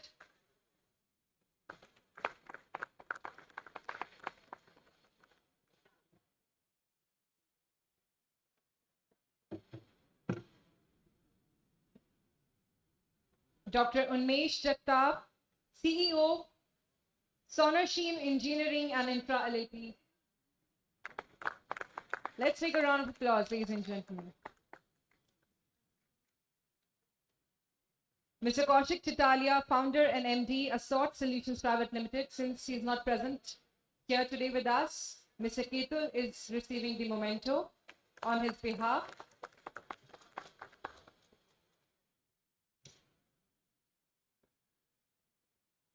Dr. Mihir Vasavada, Associate Professor in Electrical Engineering, LD College of Engineering.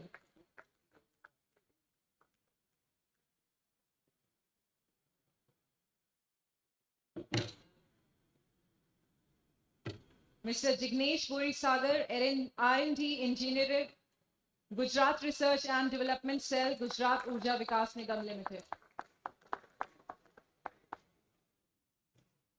And now I would like to request Mr. Anil Gupta, Managing Director, B Solar Consulting and Engineering Private Limited, to please come forward.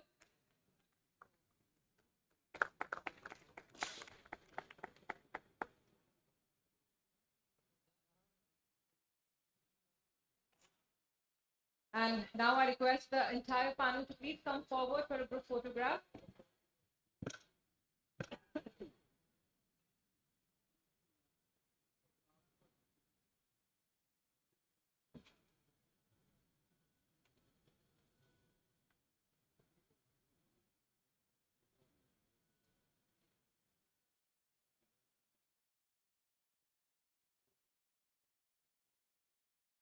Thank you so much.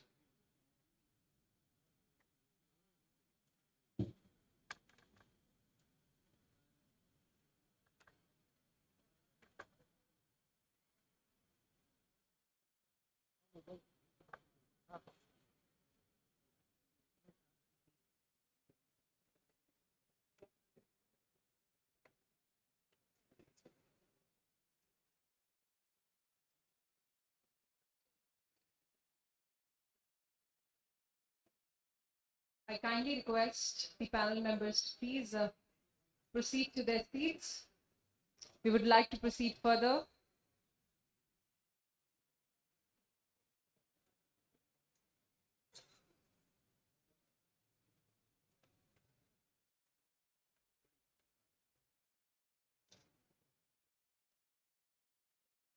I kindly request all the speakers to please proceed to your seats. We would like to proceed further.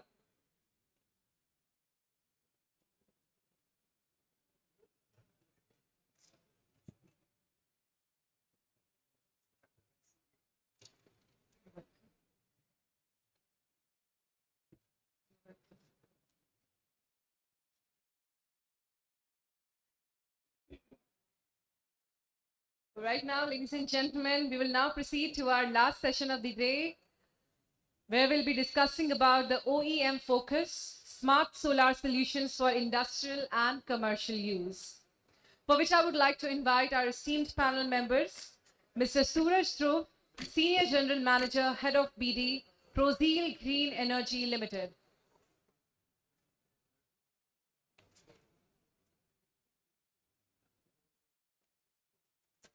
Dr. Unmesh Jagtap, CEO, Sonosheen Engineering and Infra LLP.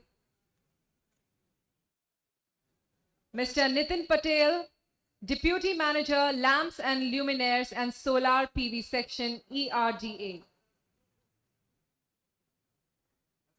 And Ms. Shivani Bothakur, Head of Products and Solutions, Ningbo Dai New Energy.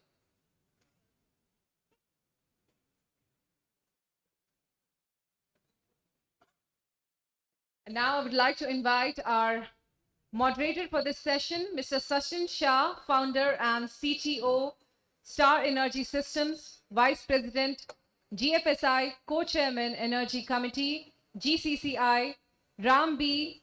Jogdant, Chairman and MD, Ramalex Private Limited. Ladies and gentlemen, a huge round of applause for Mr. Sachin Shah and the entire panel.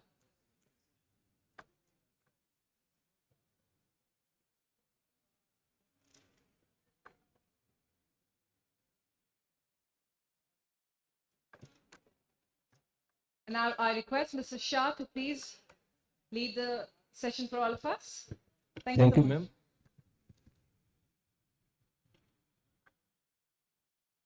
Hello, friends. We'll be discussing the OEM focus on smart energy solutions and industrial commercial use. AI-based, the topic is on AI-based monitoring and predictive maintenance, hybrid wind solar hybrid system on large scale adoption, innovation in solar EPC and installation technologies, and then decentralization of MSME and rural electrification. So these are the basic subjects that we will be covering today. With me, let me ask them to introduce themselves first. Please. Very good evening, everybody. Thank you, Sachin sir, and for the session, and thank you EPS EXPO for inviting me as a speaker. Myself, Suraj Dhruv, and I am heading business development for Prozil Green Energy, India's top 5 EPC players, which is into solar, wind hybrid battery storage, and now we ventured into green hydrogen. Thank you. Hello, good evening all. I am Nitin Patel, working in Electrical Research and Development Association, and I am heading the Solar Photovoltaic Laboratory at our organization. Thank you. Very good evening, everyone. My name is Shivani Bothakur, and I'm heading technical pre-sales in Day New Energy, so which is a company that is manufacturing inverters and batteries and ESS solutions. Thank you. Good evening. My name is Dr. Unmesh Jagtap. I'm CEO of Zonensha in Engineering and Infra into solar EPC and project development. And I done my master's in solar from USA back in 1994, 95, and then PhD in solar again from France. So, thank you. Thank you very much, sir. Thank you all the panelists for giving the quick introduction. Sir, we start with Umesh, sir. You're the first one. Sir, can we have some, different types of solar solutions, particularly in commercial and industrial use? If you can say something about, the solar solutions, particularly in industrial and commercial use. Yeah, so commercial and industrial sector is consumer of more than 50% of total power consumption in India. So it's a very important sector. And now, due to the sustainability challenges, everybody is moving to renewables, especially solar. Lot of options are available now, like net metering is one of the popular option. Open access is there. Then captive consumption. For captive consumption, now behind the meter projects are also lot of projects happening in Maharashtra as well as in India. And technology wise, like now we have already heard about different module technologies coming. Then there are rooftops, ground mounted solutions, big solar parks, open access solutions. Then BIPV is there, where building integrated PV solutions are there. So these are different type of technologies for commercial and industrial sector. Sir, so how, what kind of, integration do you expect as far as, advanced technologies are concerned? So like, in your sector, say suppose we are talking about the industrial sector or the utility scale sector. So what exactly are you looking forward towards the artificial intelligence? How do you expect the artificial intelligence coming in such projects? So artificial intelligence is now playing a good role in like basically first data collection.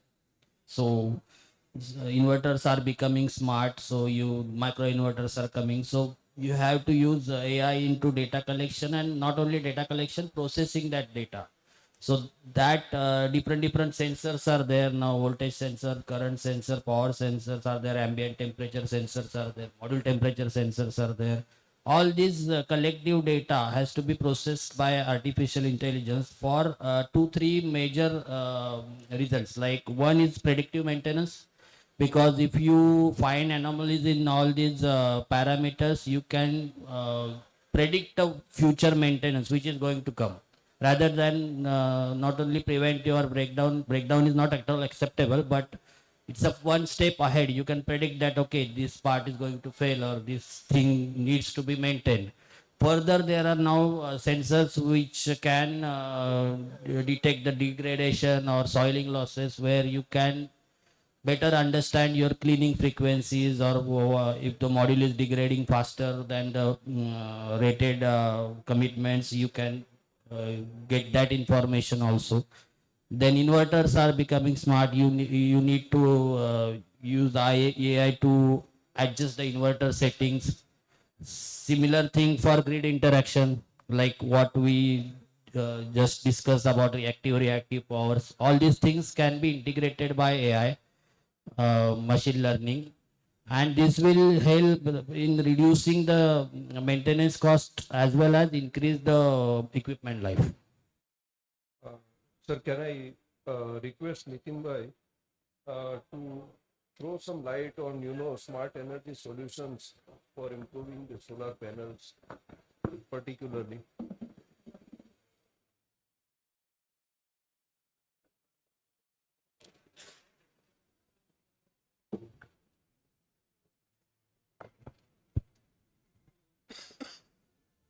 Hello.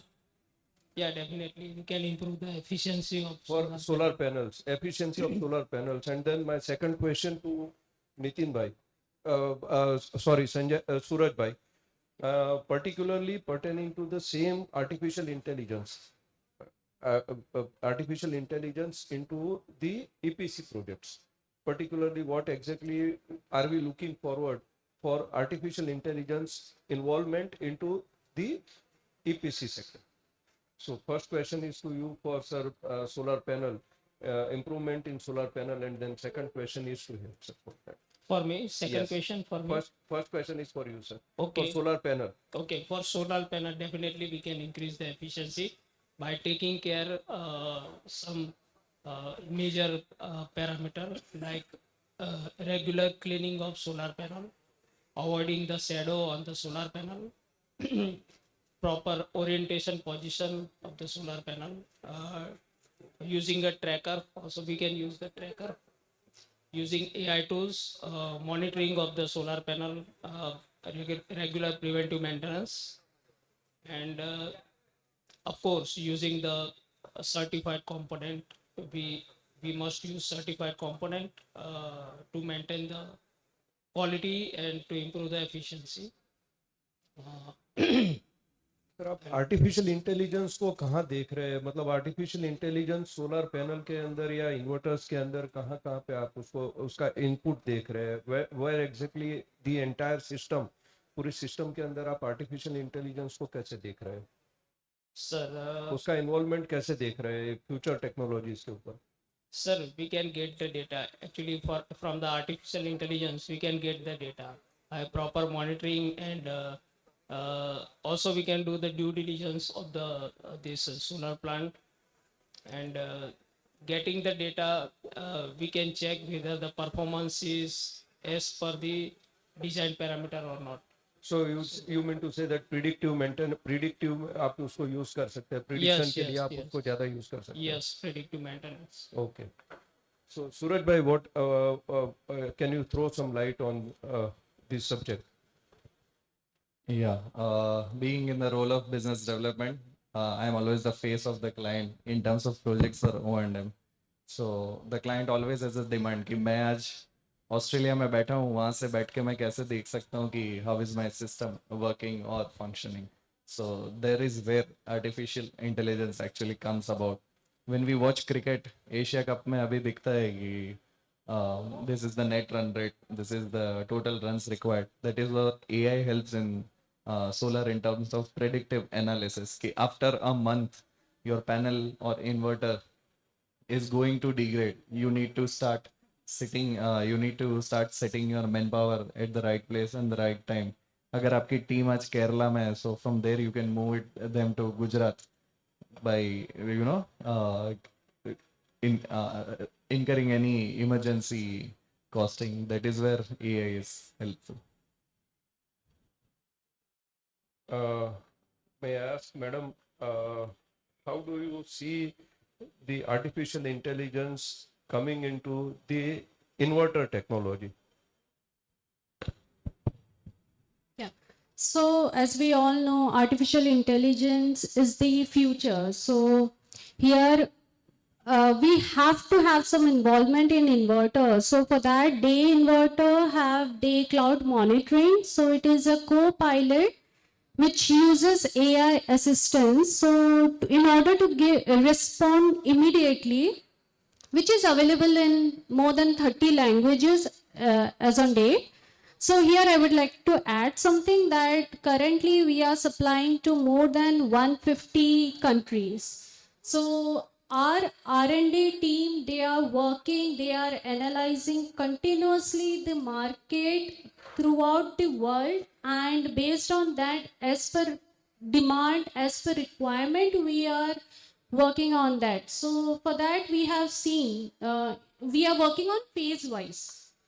So in first phase, this AI assistant is analyzing the dynamic tariff rate. So based on that, AI will help us to decide whether to buy power from grid or to sell power. Second is load scheduling or load shifting, solar forecasting. So it get the details, historic details, and also real time details, and based on that, it will help to meet the demand, future demand. Third is thermal management. So currently we have seen that in all inverters, we do have that smart cooling system, that is forced cooling. Now we have intelligent cooling system, which will not allow inverter to reach to the extreme conditions. Like as we all know, whenever a system reaches its condition, extreme condition, it starts derating. So to avoid that, our system will now start to cool as soon as it reaches a certain value. Coming to batteries, since they also manufacture batteries, so here we analyze the state SOH, that is state of health of battery. So here it will optimize the charge cycle, and it will extend the battery life in a way, we can say.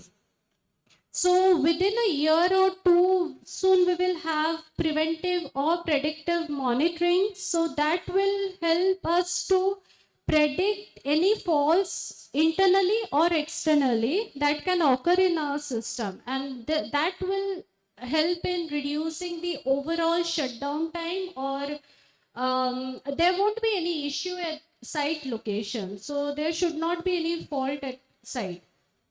Thank you, ma'am. Very good points. I would like to ask Nitin sir, what are the major tests that we conduct normally on reliable performance reliability for solar panel? For performance reliability, there are some environmental tests where the stresses comes on the solar panel, like thermal cycling test, where we carried out the test in a minus 40 degree to plus 85 degree temperature in a cyclic way. So the cycle will be of 200 cycle we have to carry out. It's about 1200 hour test. So in that severe condition, panel have to apply a continuous current. So continuously energizing panel, and we have to put for the environmental test. So that stress test will affect the performance of the solar panel. So the reliability we can check after performing that test. The another test is a damp heat test, where 85 degree temperature and 85% RH we have to apply for 1000 hours, and we have to check the degradation of the power. Another is a PID test, potential induced degradation test, then UV preconditioning test, hotspot test. These all major tests can decide the degradation and the reliability of the panel. आपको लगता है sir कि future में artificial intelligence से हम ये जान सकते हैं कि भाई यहाँ पे इस पैनल के ऊपर फ्यूचर में हॉटस्पॉट जनरेशन के चांसेस है, या there is a heating over here on this particular module? आपको लगता है कि ये सारी चीजें जो है वो आर्टिफिशियल इंटेलिजेंस से पॉसिबल है? Yes sir, possible है. It is possible. Presently we are monitoring through the drone. So using the drone, we can take the images of the solar panel. We can check the cell crack using EL camera. Then thermography. So from the thermography, we can know the hotspot of the solar panel. And hotspot is a major cause of failure of the panel, because of if the one cell damaged, it will affect the another cell also. So hotspot snail trail made because of the shading issue, or the some cell having So a that more is what actually I was coming to, whether it can be through artificial intelligence, if we can incorporate. ये जो inverters है, inverters के अंदर भी अगर कुछ हो सकता है कि भाई this particular string or cell is getting overheated or something like that. This particular module is getting overheated, or this particular panel is degrading. तो वो कुछ वैसे तो अवेलेबल है, बहुत सारी चीज़ें अवेलेबल है right now, but artificial intelligence I am sure that it is going to take the lead in this kind of जो टेक्नोलॉजी जो है वो डिस्ट्रप्टिव टेक्नोलॉजी, इसमें आने के 100% चांसेस है, which will improve the efficiencies of the plants. Nitin, ये सूरज sir, I would like to ask you whether wind solar hybrid system की बहुत अच्छी पॉलिसी आई हुई है, तो आप अगर उसमें कुछ, if you can throw some light on wind solar hybrid systems and how does it operate and the plant load factor of that, how does it improve the performance of the system? Yeah. So there's a lot of euphoria around solar wind hybrid system right now. We as Prozil, we have been closing a lot of projects on hybrids because the industries are becoming very energy intensive. Demand for 24/7 working life cycle of manufacturing, industrial, hard to abate sectors, and rising energy costs. All this has led to the demand of solar wind hybrid model to be incorporated in their energy saving usage. So earlier, solar only used to satisfy 45% of the renewable energy obligations because other units used to get lapsed due to banking policies and regulations, etc. And wind makes it like two and a half times, around 75%. And combined with batteries, it goes to more. So that's the reason. So in the noon, for 8 hours, solar is the big brother, and at night, wind is the big daddy. So combining both, it becomes a great combination, and that is how the units are satisfied. So plant load factor earlier for solar, it used to be 18 to 22%. For wind, it used to be 25 to 30%, but combining it goes to 40 to 60%. That is how the PLF is highly monetized. Yeah. So that's a very good combination. Combination of That's a very good combination. yeah, So you have very good, a revenue model. revenue model. Yeah. Yeah. So for increase your renewable energy percentage. But how about the maintenance? Maintenance, it's fine. Like in India, expertise have increased. Sufficient manpower is there. So we have our own 250 megawatt of IPP coming, wherein 60 megawatt is wind and the rest is solar. So how about existing integration with the existing system? Is it possible to integrate it with the existing system, or is it allowed, or you need to have apply for the new fresh solar rooftop entire system? Not in the sense. So this is for ground mounted projects only. Yes. And if you want to integrate with the existing system, it will become costly. But if you are going for further expansion, if your requirement is going to increase, wind is suggested basis if your company is going to operate 24/7. Suppose if I have a 1 megawatt project installed, wind, only wind, and I have land around, say, about 4 acres of land. Normally 4 acres of land is For solar, yeah. reserved for wind, one windmill. So if we can install the panels over there, is it allowed in the policy? No. If so we want to some make kind it of a hybrid distance system? Yeah, but some kind of distance has to be maintained between both of two. So for wind itself, you need 6 acres of land, and for solar, you need 4 acres of land. So land parcel is also not hybrid. It is not sufficient. possible there. Yeah, it's not possible. the there. same. Yeah, and windmill minimum size is 3.3 megawatt, and above 4.3 megawatt. Earlier it was smaller sizes, sizes, but now yeah, it yeah, is. But now, Okay. Thank you very much, sir. Umesh sir,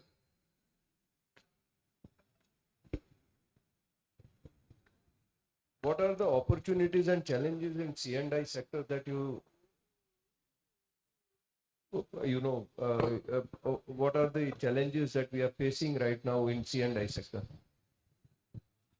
Challenges are Opportunities and challenges both. okay. Opportunities is like cost optimization, because solar, you can optimize your power cost and you can predict your power cost for 25 years.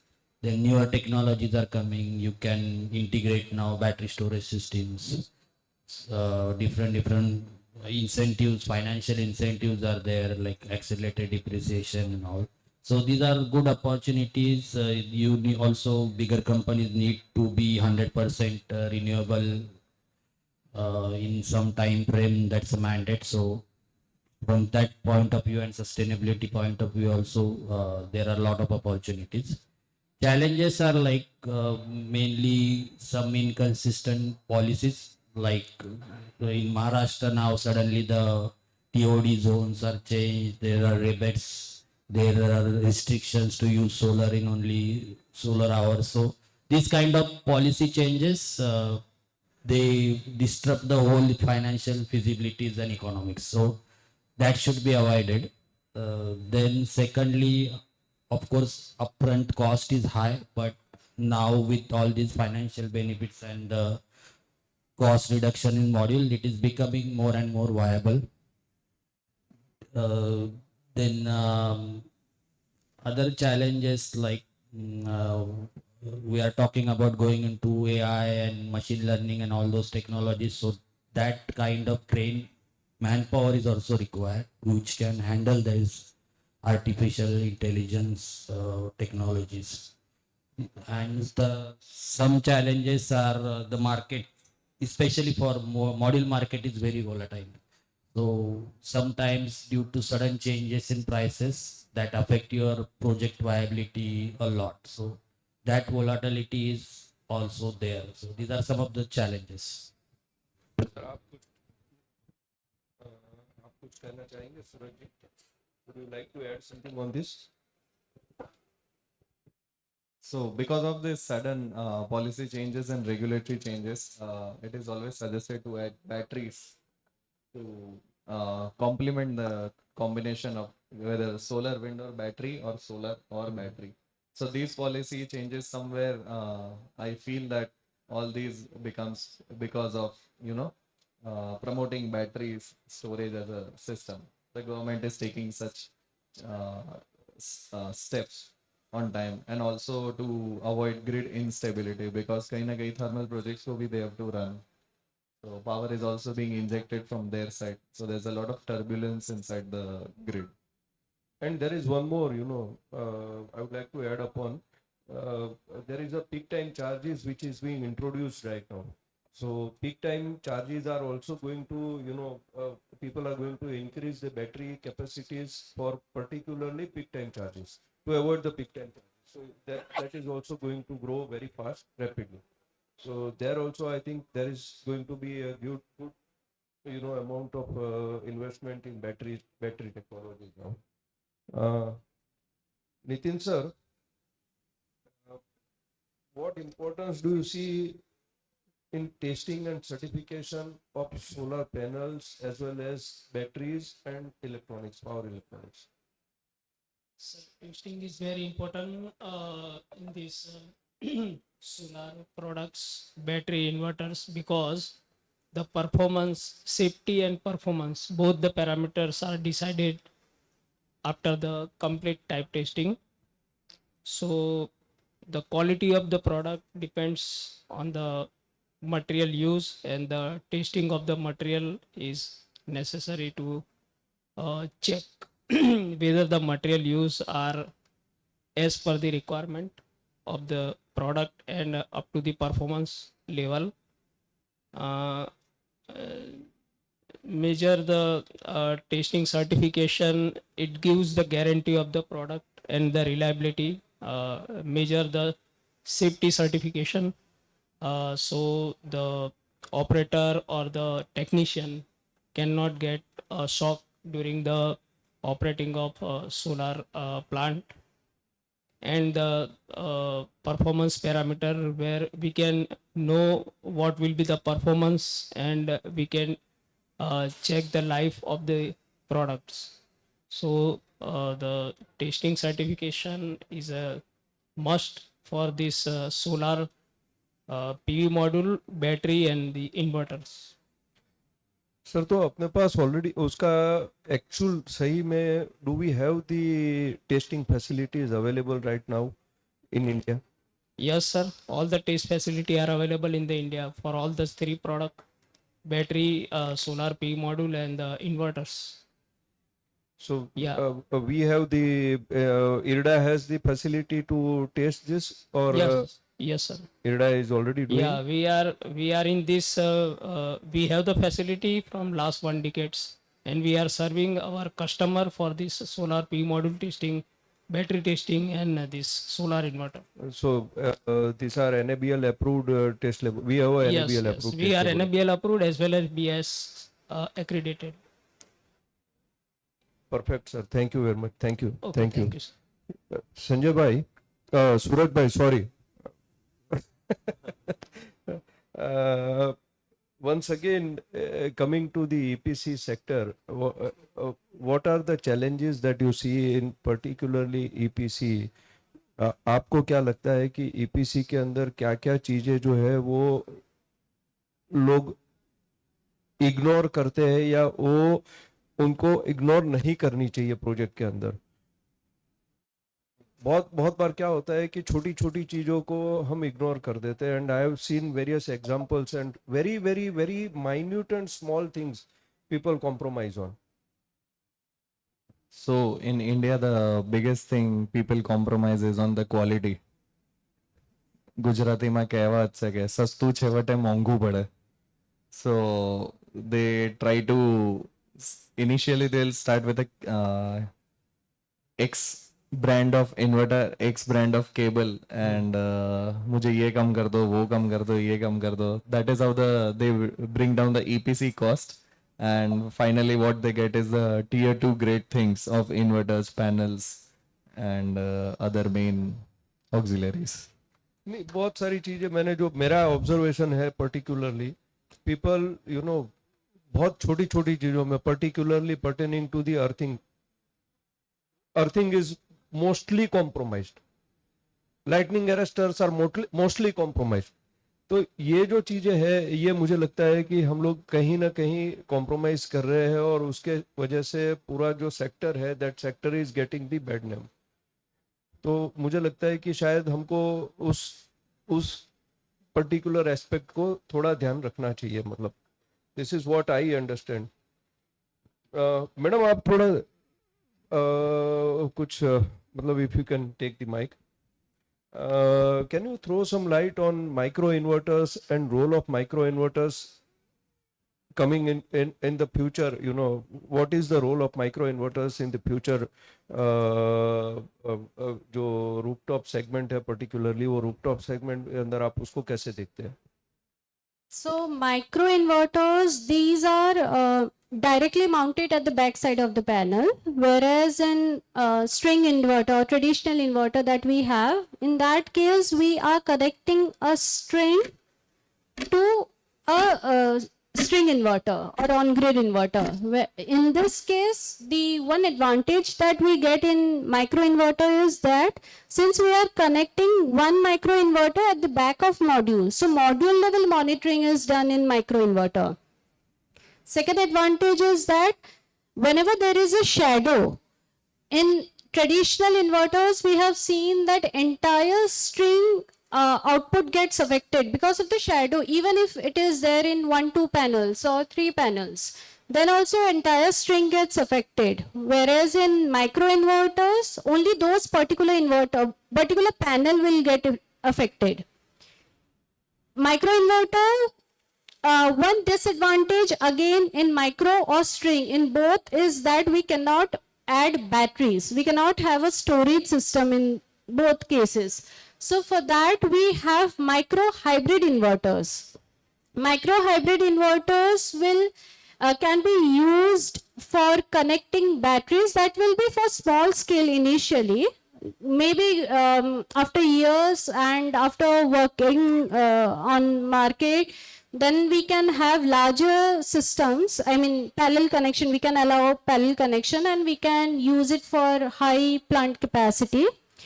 So in this case, whenever we are adding battery, the other challenges that sir mentioned that in Maharashtra now we have that TOD issue, that can be eliminated. Like we can give command to our system.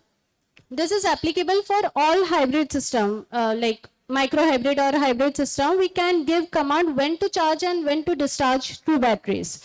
So during that particular zone, like zone D or zone 6 to 10 p.m., so in that zone we can allow batteries to discharge. So that issue also can be eliminated. So this is one advantage of micro hybrid over micro inverters. And again, micro inverters have certain advantages over string inverters. It's also cost effective. So it saves, it saves a lot of DC cabling. It saves, a lot of you save on, your DC DB and AC DB distribution boxes. So that's something which is there, but the only one thing that I wanted to ask you whether does it have the surge protection device inbuilt? Inbuilt SPD, yes, we do have. So that is MOV. Yes. Thank you very much. I keep this session open for, for question and answer session. If anyone of us have any questions and answers to the panel members, and even if the panel members have something to say, add on to whatever the panelists have.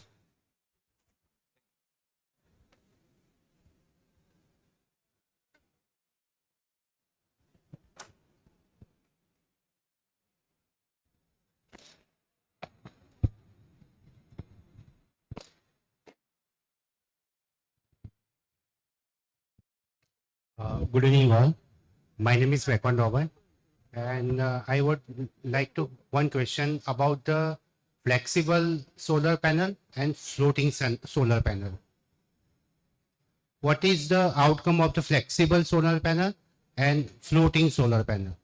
Is this a new technology? Anybody can give answer.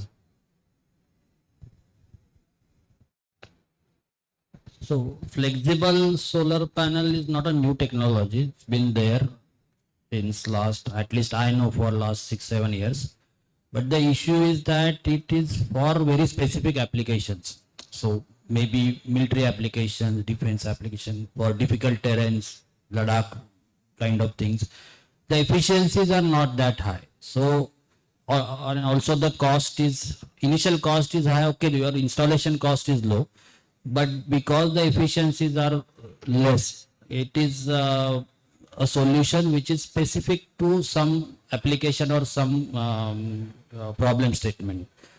So in India also, the Wari has flexible panels which they got technology from Merlin Solar from US. But it is there for specific applications only. And floating solar, I believe it's not a panel, it's a system. So you have all these floating platforms on which you can install the floating solar. Again, for specific application or where the space is concerned, or if you want to utilize a big water reservoir or something like that. Thank you, sir. To add on, just to add on, these particular modules are very, they are not actually, they are the same modules. The only difference is that they are tested for environmental conditions and particularly for the corrosive test. The environmental tests are more rigid on the modules which are actually deployed in the sea or water areas, water bodies. Yeah, exactly. There is no any difference in the testing methodology. Both type of panel, even whether it is a flexible module, it is a solid frame module, or it is a floating type solar panel. Floating type is only a different system that the panels put on float on the water. But as we talk about the standard applicable for this panel, the BIS standard and the IEC standard, the standard are the same for all type of panels. Only some of the tests are different for the flexible panel, because flexible panel need to test for the bending test. So bending capacity of the flexible module, only that test is different from that other panels. The rest of the tests are same for all type of panels. Thank you very much. Thank you, sir. Thank you. Thank you so much to the entire panel for this wonderful session. Ladies and gentlemen, can we have a round of applause?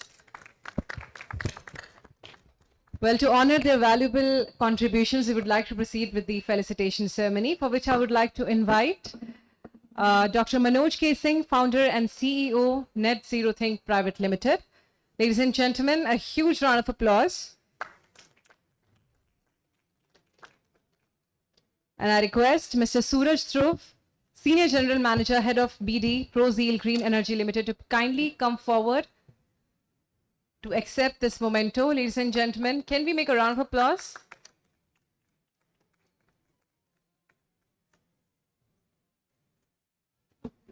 Mr. Nitin Patel, Deputy Manager, Lamps and Luminaires and Solar PV Section, ERDA, to please come forward.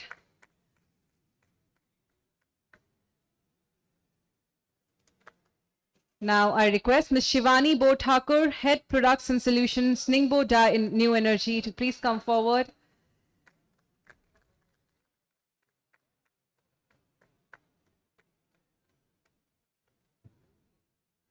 Now I request Mr. Sachin Shah, Founder and CTO, Star Energy Systems, to please come forward.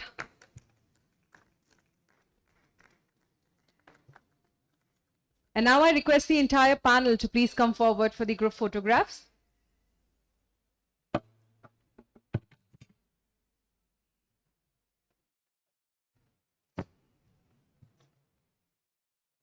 Thank you so much once again for this wonderful interactive session.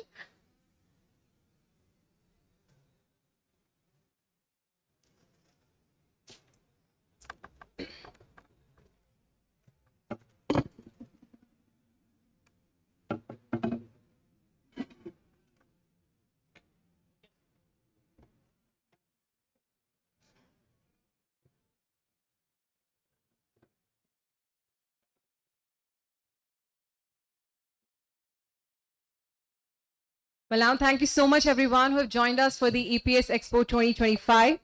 We appreciate your presence, engagement and enthusiasm for shaping the future of solar energy. A big thank you to all our speakers, moderators, sponsors, Mitravi, PowerTrack, Dymo, Janitsa, Ganesh Green and others, and partners for making this event a big success. We hope you took your valuable insights, connections and inspirations to drive innovation in the solar industry. Well, thank you so much, ladies and gentlemen, once again for joining us today for this wonderful sessions on solar energy. Well, this is your host, Dr. Azra Khan, signing off. Thank you so much. We'll see you tomorrow for sure. Thank you.